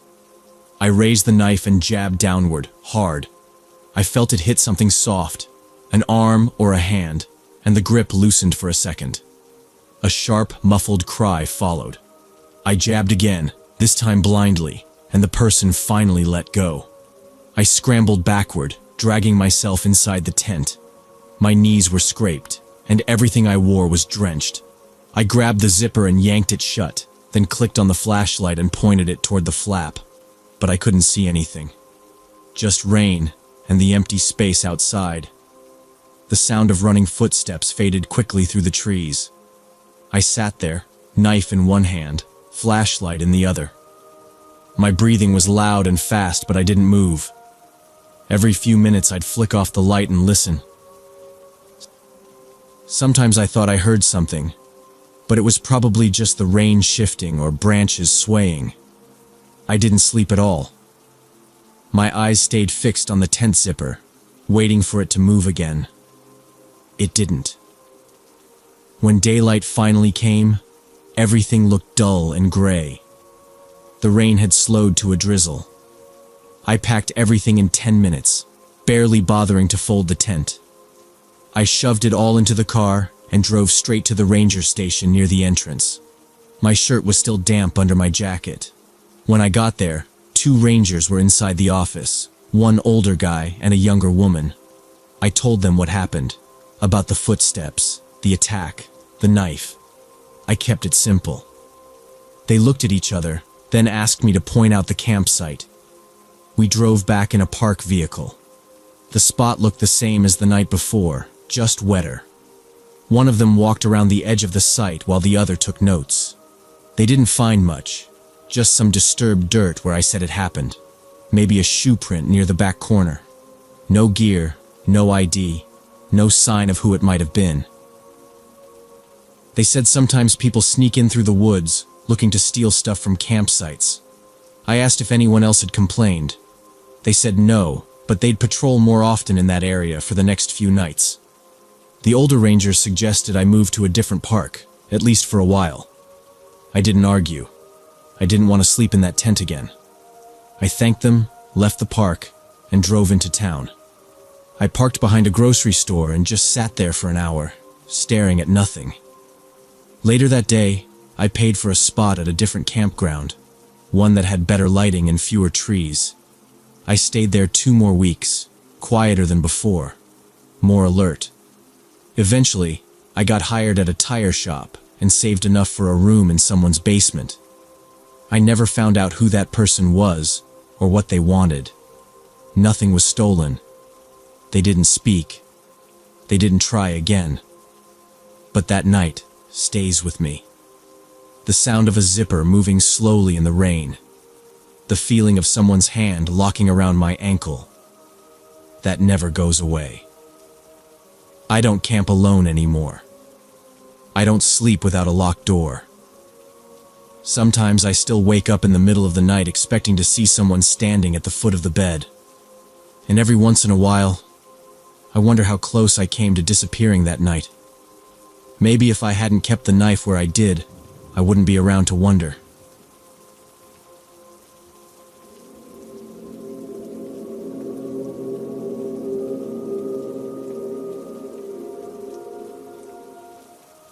I'd been driving trucks for about 15 years when this happened last October. That night, I was hauling a load of furniture from Minneapolis up to Duluth on Highway 47, the same route I'd done at least 50 times. The dispatcher told me earlier in the day there might be fog closer to midnight, but I didn't think it'd be too bad. I've driven through worse, and I knew every turn on that stretch. It was just another overnight run. Same old. Same old. The radio was playing some old country station, and I remember I was thinking about getting home to Sarah and the kids. We had plans that weekend to fix the back porch. It was cold out, but not freezing, and the CB was mostly silent, just a couple drivers chatting back and forth here and there. One of them mentioned hitting some heavy mist just outside Pine City, but they didn't sound too worried. I passed Hinckley around 11, still cruising steady at about 55. My trailer was balanced, no sway, no noise from the straps. I had a thermos of coffee on the passenger seat, half empty, and an extra sandwich in the glove box. Nothing unusual. Just dark road and long stretches of woods on both sides. Occasionally I'd spot the headlights of a car going the opposite way, and flick my brights off out of habit. I remember the feeling, just me, the truck, and the hum of the tires on old pavement. Around 11:30, the fog started rolling in heavy, faster than I thought it would. Visibility dropped down to about 20 feet in front of the truck. I slowed to 30, flipped on my hazard lights, and leaned forward a little, squinting through the windshield. It was thick, like someone had thrown a blanket over the whole road. The yellow center line became my only guide, and even that kept fading in and out. My hands were tight on the wheel, not from nerves, but just keeping steady focus. I didn't want to drift too far to the side and end up in a ditch or worse. I'd driven in worse conditions, but this felt strange, quiet in a way that pressed on your ears. The kind of quiet where even the engine noise seemed distant. Then I saw something move off to the right, a shadow shifting in the fog. At first, I thought it was a deer. They're common out there, and I've had a few run-ins before, but the shape wasn't right. As I got closer, I saw it was a person, a man, crawling across the highway from the ditch. He was dragging one leg behind him, moving real slow. He was wearing something dark, like a hoodie or jacket, and one of his shoes was gone. I didn't see any car nearby, no flashing lights, no wreck. Just him, out there in the middle of nowhere. I hit the brakes hard and pulled over, tires skidding just a bit on the damp road. The trailer shifted slightly, but I kept it steady. I flipped off the radio and grabbed my flashlight from the side door compartment. I left the engine running and stepped down from the cab, boots hitting the asphalt with a crunch. The fog was so thick I could barely see the back end of the trailer. I walked slowly, keeping the beam of the flashlight pointed where I'd last seen the man. He was maybe 10 feet from my truck now, half curled on the road, one arm holding his side. He looked young, maybe late 20s. His face was pale, his hair soaked from mist, and there was a dark smear down one side of his jaw. Blood. I didn't see any gashes, but his jeans were torn up badly around his right leg, which bent at a weird angle. "Hey," I called, not too loud. "You all right?" He didn't answer, just tried to shift his weight again and winced hard. I could hear his breath, short and fast, like he was struggling not to pass out. I kneeled beside him, looked around again, but there was nothing. No headlights, no other cars, no signs of an accident. Just woods and fog and the empty road stretching behind us. I reached into my jacket for my phone to call 911. No signal, not even a bar. I stood up and took a few steps toward the shoulder, trying to get a better angle, maybe catch a line of reception. Still nothing. I stepped back toward the guy. "I'm gonna get you in the truck, all right?" I said. "Take you into town." He still didn't talk. Just kept blinking slowly like he wasn't fully there. I looked at his leg again. Definitely broken. I wasn't sure how I'd move him without making it worse. I went back to the cab, grabbed the emergency blanket and my backup radio. Tried the CB, still quiet. I came back down with the blanket, knelt beside him again, and wrapped it around his shoulders. "Hang in there, man." That's when I noticed something strange. His hands. The palms were torn up bad, like he'd been crawling for a long time, not just across the road. Dirt packed into his fingernails, skin scraped raw. The cuffs of his sleeves were soaked and frayed, not just from moisture, but like he'd been in underbrush or something worse. "Where's your car?" I asked. "Were you in a crash?" His lips moved. I leaned in to hear, but he didn't say anything clear. Just a soft, rasping noise. I looked back at the ditch, shining my flashlight across the trees. Nothing. Just dark outlines of branches and low brush. Then I heard a twig snap. Not from the man, not from me. Somewhere just beyond the road. I turned quickly, sweeping the beam through the fog. Couldn't see more than a few feet out. I stayed still, listening. Another soft crack, like a footstep. Then silence again. I backed up toward the man, kept my eyes on the trees. Something didn't feel right. I grabbed him under the arms, trying not to jar his leg. He groaned, weak and low, but didn't fight me. I dragged him slow across the pavement toward the cab. His boots scraped the asphalt. Every few seconds, I looked over my shoulder toward the trees. Just as I opened the passenger door and hoisted him up to the step, I heard another sound, closer this time. I turned my head fast, flashlight swinging wide. And that's when I saw the second man, standing half in the fog, maybe 20 feet back, just watching. I grabbed my flashlight and jumped out of the cab. The man was still crawling, slow and shaky, leaving a dark trail behind him on the slick pavement. I aimed the light at his back. His clothes were torn, blue work pants and a flannel shirt, both soaked and stained. His breathing sounded bad, heavy and uneven, with little groans each time he pulled himself forward. The blood was more visible now, dark red across his lower back and soaked through his shirt. I crouched beside him and asked, "Can you hear me?" He didn't answer. His fingers clawed the ground, his face pressed against the road. I ran back to the truck and grabbed my phone. Still no bars. I climbed into the cab, switched the CB to emergency frequency, and tried again. Nothing. Finally, I remembered I had a small booster antenna mounted to the roof. I hit the switch, waited, and then dialed 911. It rang. A woman picked up fast. I gave her my name, route, and rough mile marker. She asked what I was seeing. I told her there was a badly injured man, possibly hit or crawling from a crash.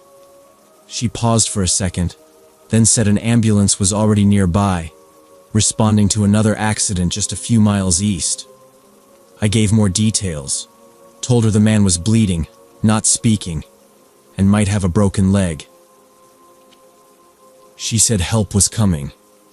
I got out again, brought one of my thicker jackets, and gently laid it over the man's shoulders.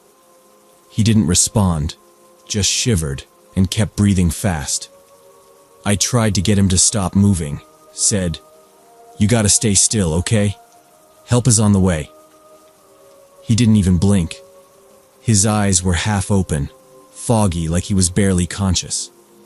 I knelt beside him, kept the flashlight on the road around us, watching the fog shift in every direction. A few minutes passed. The road stayed empty. I checked the trees again. The second man I saw earlier was gone.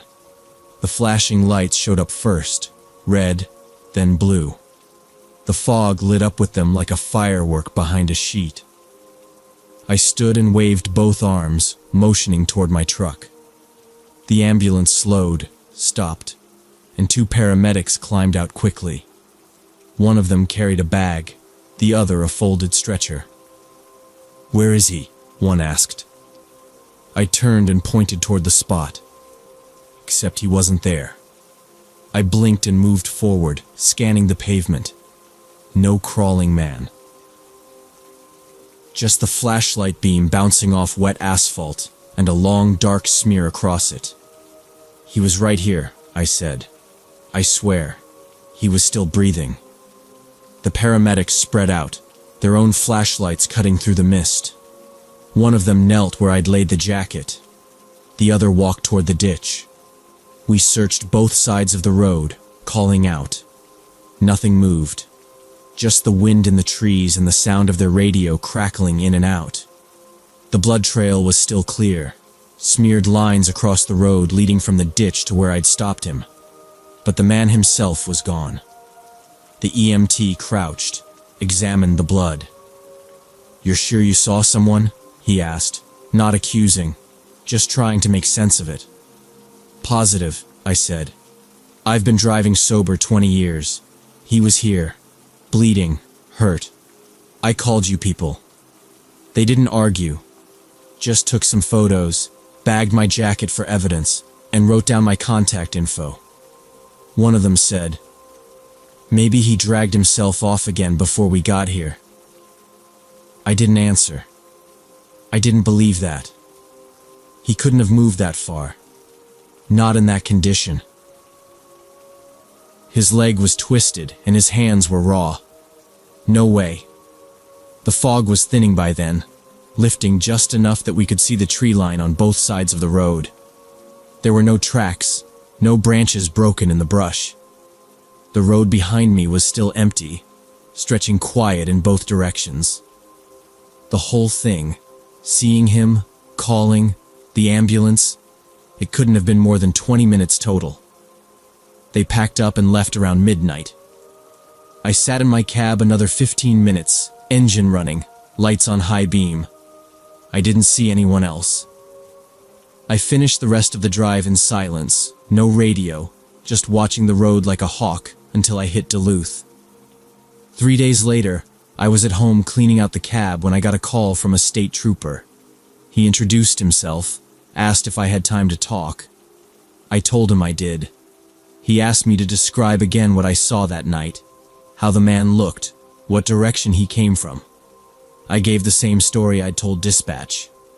Then the trooper told me something strange. At 8:30 p.m., about 3 hours before I saw the crawling man, a farmer named David Lawrence had flipped his tractor off the road at that exact spot, rolled it into the ditch after hitting a soft shoulder. Neighbors heard the crash and called it in. EMS responded. They pulled him out with 2 broken ribs, a shattered femur, and internal bleeding. He'd been airlifted to the hospital and was already in surgery by 9:15. By the time I passed through, he was in a coma. I asked, "Are you saying that was him?" The trooper paused. "That's the thing. It can't be. You saw someone 3 hours later, and he wasn't even conscious when you called." I didn't know what to say. My head started to spin, but I kept quiet. "We checked the site again," he said. "No other injuries reported, no missing persons. But we did find the blood on the pavement, and it didn't match anything from the tractor wreck." "Did you run the type?" I asked. He hesitated. "It was human. That's all I can say right now." I thanked him and hung up. I've driven that road 4 more times since then. Every time I slow down at that same stretch, there's no marker, no stains left. But I can still see it. Man on the ground, dragging himself forward, too hurt to speak. And another one, standing quiet in the fog, just watching.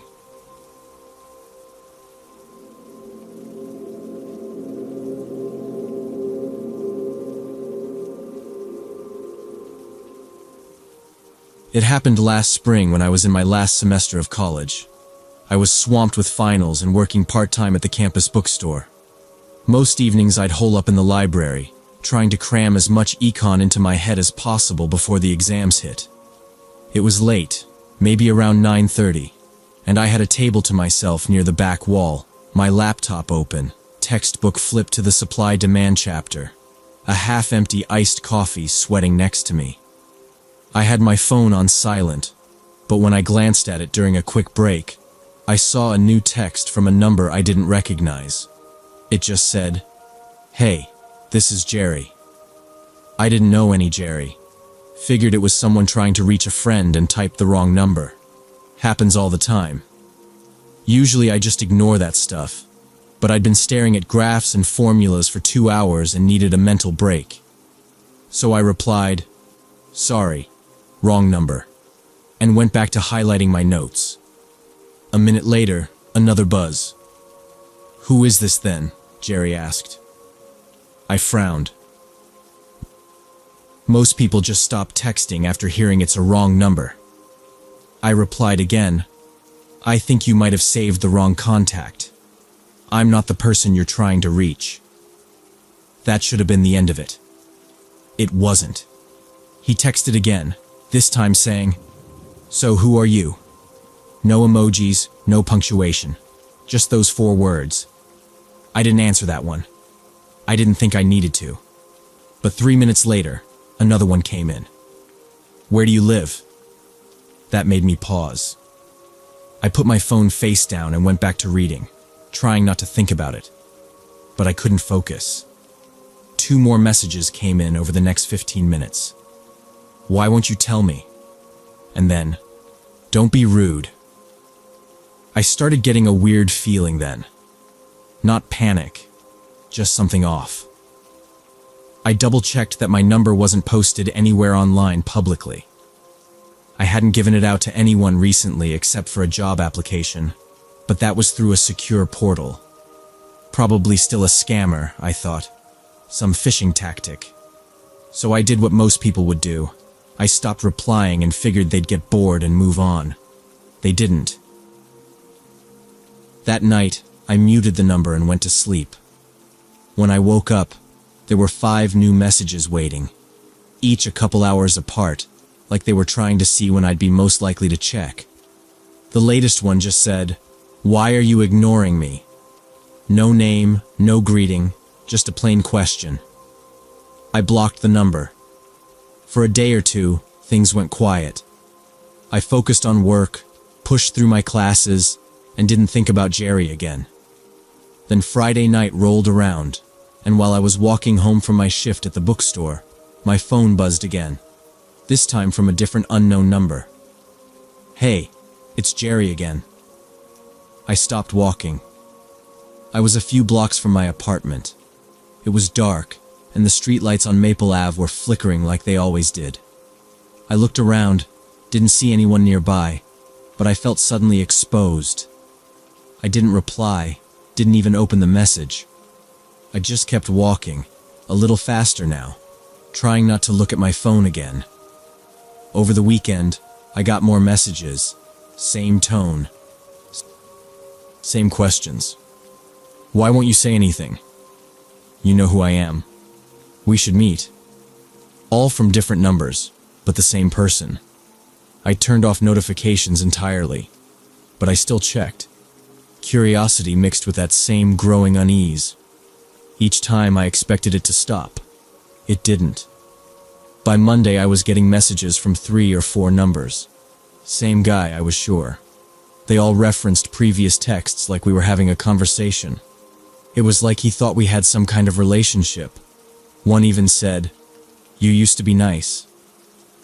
That's when I finally mentioned it to a friend, Nate, who lived 2 floors up in my building.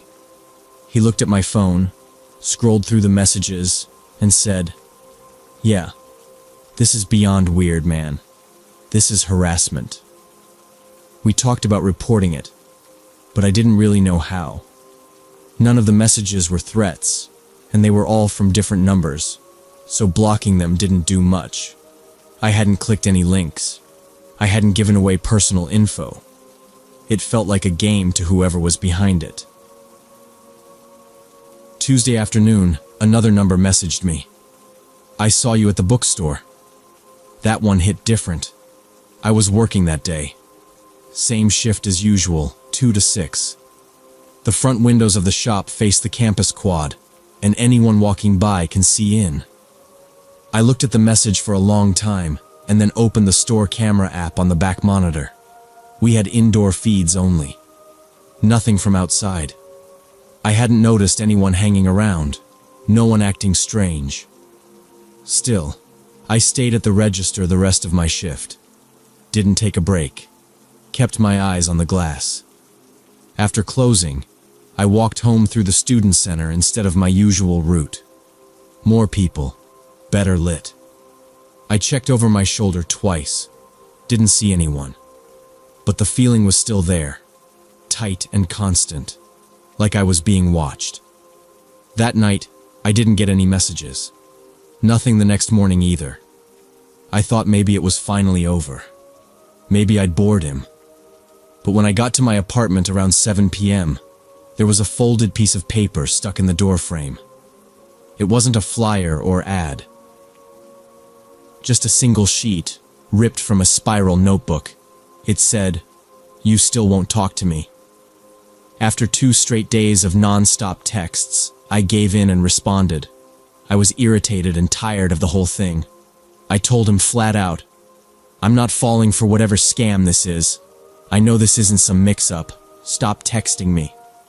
I expected that would end it, like shining a light on something gross under the sink. Instead, he switched to calling. The number I'd blocked was replaced by a new one, and it rang 3 or 4 times a day. I never answered. Once I listened to a voicemail out of curiosity. Nothing but breathing. Slow, steady, too deliberate.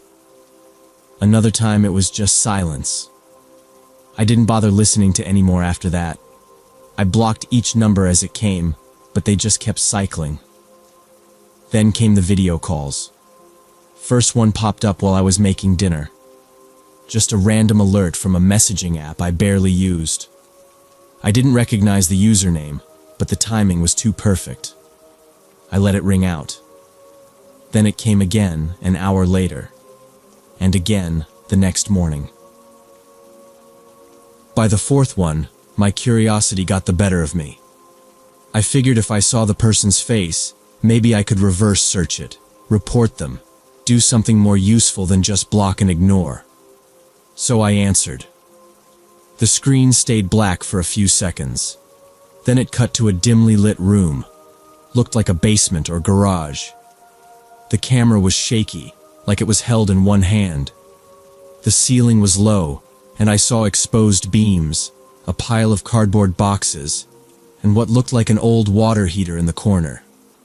The lighting was yellow and flickering, probably from a single bulb swinging above. The camera tilted.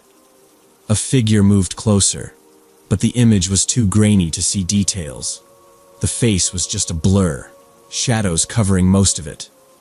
Then the man spoke. "I know you're there," he said. The voice was strange. It didn't sound natural, warbly, robotic, like it was going through some cheap voice changer or a busted mic. I didn't say anything. "Why won't you talk to me, Jerry?" That stopped me. I wasn't Jerry. I never said I was. My messages had been clear about that. But it hit me then. He didn't think he was Jerry. He thought I was. He kept repeating it. "Jerry. You hear me, Jerry? You there?" I said, "I'm not Jerry. You've got the wrong guy. I told you that already." But he wasn't listening. He didn't even pause. He just kept saying, "You think you can just ignore me?" And, "You can't hide from what you did." "What are you talking about?" I asked. But it didn't matter. He just kept saying the same few lines like he had a script and couldn't deviate. The same phrases over and over. No reaction to what I said. No acknowledgement I was even speaking. Like I wasn't really part of the conversation. I ended the call. My hands were shaking a little, but mostly I felt sick. Not scared, just off. I blocked the account right away, then went into my phone and blocked the app from sending calls entirely. Then I deleted it. That was the last time I saw or heard from him. I told campus security the next day, brought my phone in, showed them the screenshots, the missed calls, the messages. They said I could file a report, but since I hadn't been physically threatened and the messages had stopped, there wasn't much they could do. I filled out a short form anyway. My finals wrapped up a week later. I graduated and moved out of campus housing. Before I left, I changed my number. It felt like overkill, but I didn't want to take chances. I also switched messaging apps, wiped some social media accounts clean, and set everything else to private, just in case. My friends shrugged it off. Nate thought it was someone trying to mess with people for kicks. Others said it sounded like a bot gone haywire or someone unwell, maybe off their meds. A few joked it was a weird catfish scheme that went nowhere. But I kept thinking about how specific it was. The paper note, the timing of the bookstore message, the insistence I was Jerry. I wondered if someone named Jerry really had used my number once, maybe to get rid of this guy, and I just ended up with the fallout. Maybe it had started as a wrong number and spiraled into something else in the guy's head. Maybe it never had anything to do with me at all. I'll never know. But now, anytime I get a random message from a number I don't know, I delete it without reading. Every single time. Doesn't matter what it says. I don't answer. Don't engage. Don't even think about it. Because it's just not worth the risk. Not after Jerry.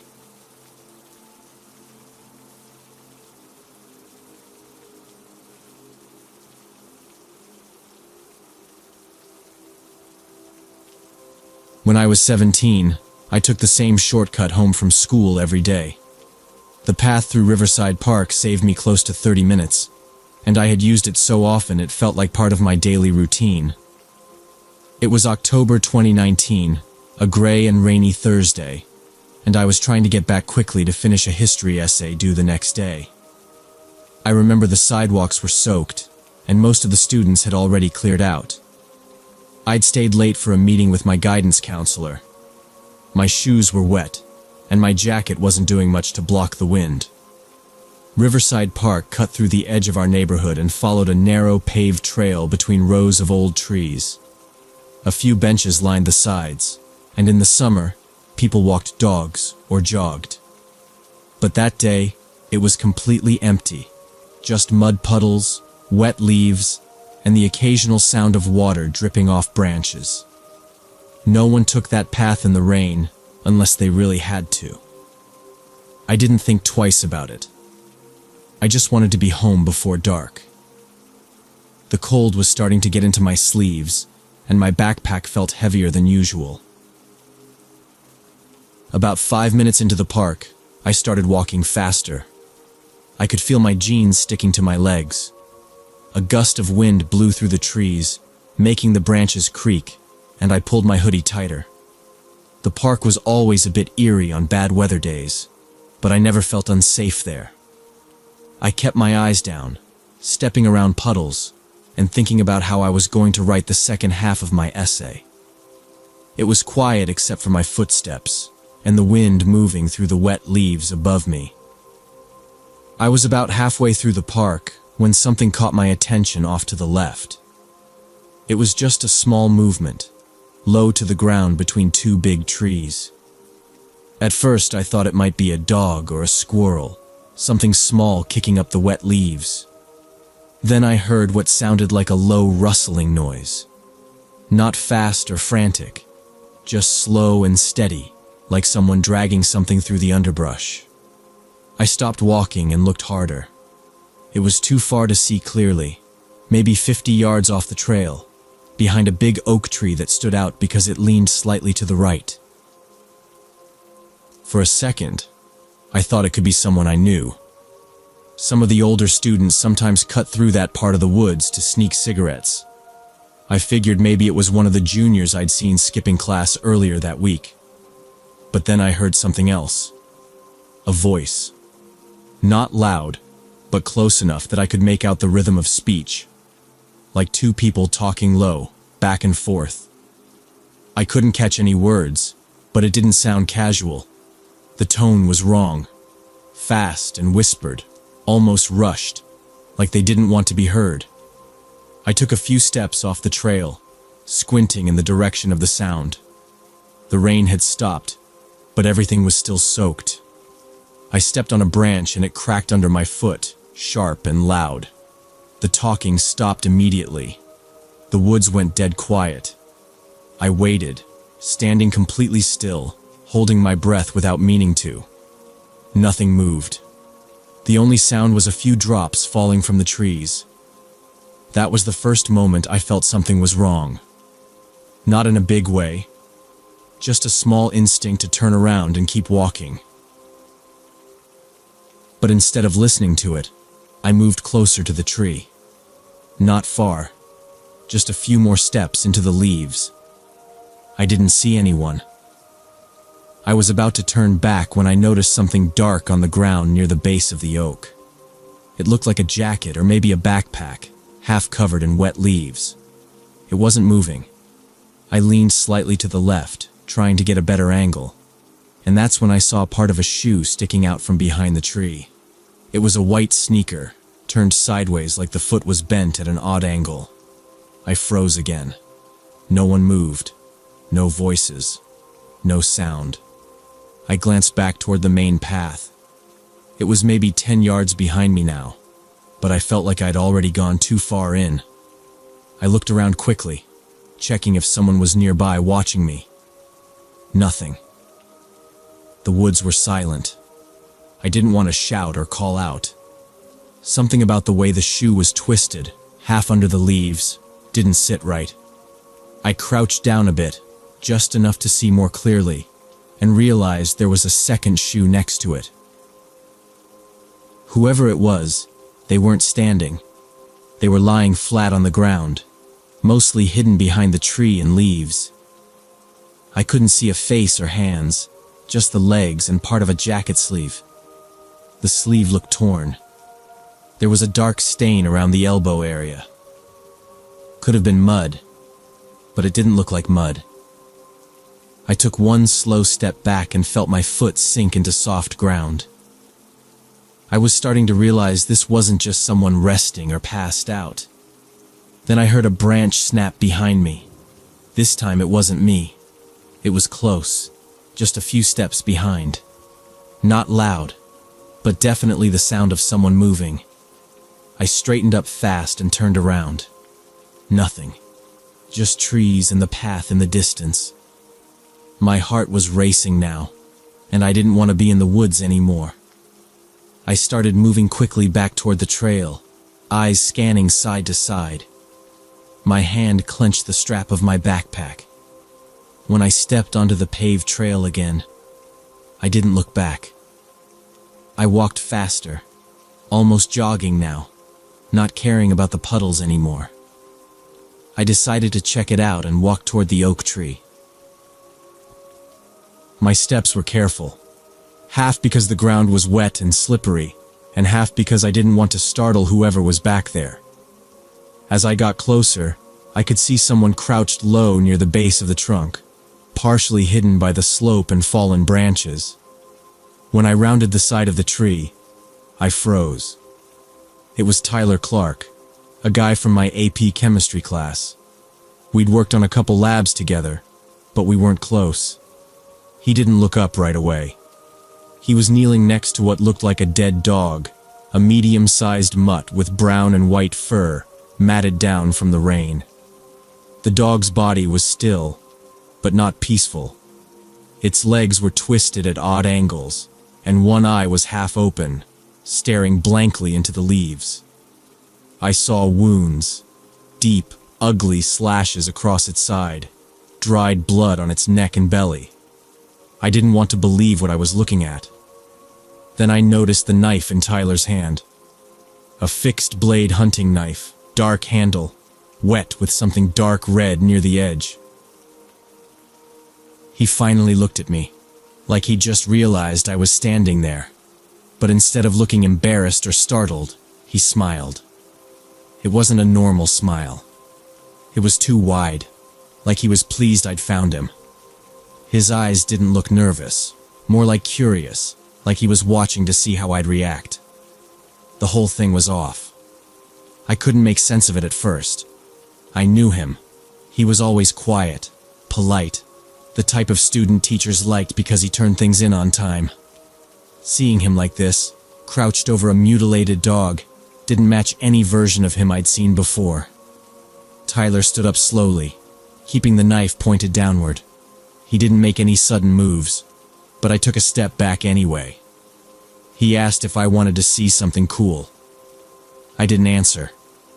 He pointed down at the dog like he was proud, like he was showing me something he'd built. "I've been practicing different cuts," he said. "It's easier when they stop fighting." His voice was calm, steady, like he was reading off lab notes. He started explaining what he'd done, how he'd followed the dog from the parking lot and lured it over with food. Said he wanted to see how different injuries affected muscle control. He talked like it was a project. I felt sick, but I stayed quiet. My mind was racing. I needed to get away, but I didn't want to trigger him. I mumbled something about having homework and needing to go. He tilted his head slightly, disappointed, but didn't try to stop me. "You should come back tomorrow," he said. "There's more out here. Squirrels, maybe cats. We could see how long they last." I shook my head. I think I said, "No thanks," but I barely remember. I just turned and walked. Fast, but not running. I didn't look back until I was nearly out of the park. When I finally glanced behind me, I didn't see him. Just the trees, the wet path, and a few more leaves falling in the breeze. I went straight home. My mom was in the kitchen making dinner, and I told her I had a lot of work to do and went straight to my room. I didn't eat that night. I couldn't stop thinking about what I saw. The dog, the knife, the way Tyler talked, like he'd done it before, like he'd do it again. I tried to sleep but couldn't. Every time I closed my eyes, I saw that dog's body again. I kept asking myself if I should tell someone. What if he was just messing around? What if it got worse? The next morning at school, I waited outside the guidance office until it opened. My hands were shaking. I didn't tell the whole story. Just said I saw something weird in the park and that Tyler was involved. That was enough. Ms. Fields asked a few questions, then made a couple phone calls. By lunch, police officers were on campus. They pulled me aside again and took a statement. Animal control got involved too. I didn't go to chemistry that day. Later that week, I heard from someone on the soccer team that Tyler had been suspended. By Friday, he was gone completely. Expelled. Word spread fast. Some people said he was caught torturing animals before, that his parents had tried to cover it up. Others said he was supposed to be in therapy, but hadn't gone in months. A few kids said they always knew he was off, but no one had proof. The police found more in the woods. I don't know all the details, but someone said there were shallow holes with remains of other animals, bones and fur. They even searched his house. Whatever they found was enough to press charges. Tyler didn't come back to school. He had to finish the year at some off-site program for students with criminal records. After all that, I still walk through the park sometimes, but not alone, and never during bad weather. I kept thinking about that moment behind the oak tree, how quiet it was, how still the woods got when I stepped too close. Tyler never threatened me, but I can't stop wondering if he would have, if I hadn't left when I did. Maybe I wasn't supposed to see the dog. Maybe he was waiting to show someone. Or maybe I was just next on his list. Either way, I learned something that day. Some people hide what they really are behind quiet smiles and good grades. You never really know what someone's capable of until you see them outside the places you're used to. And sometimes, by the time you find out, it's already too late.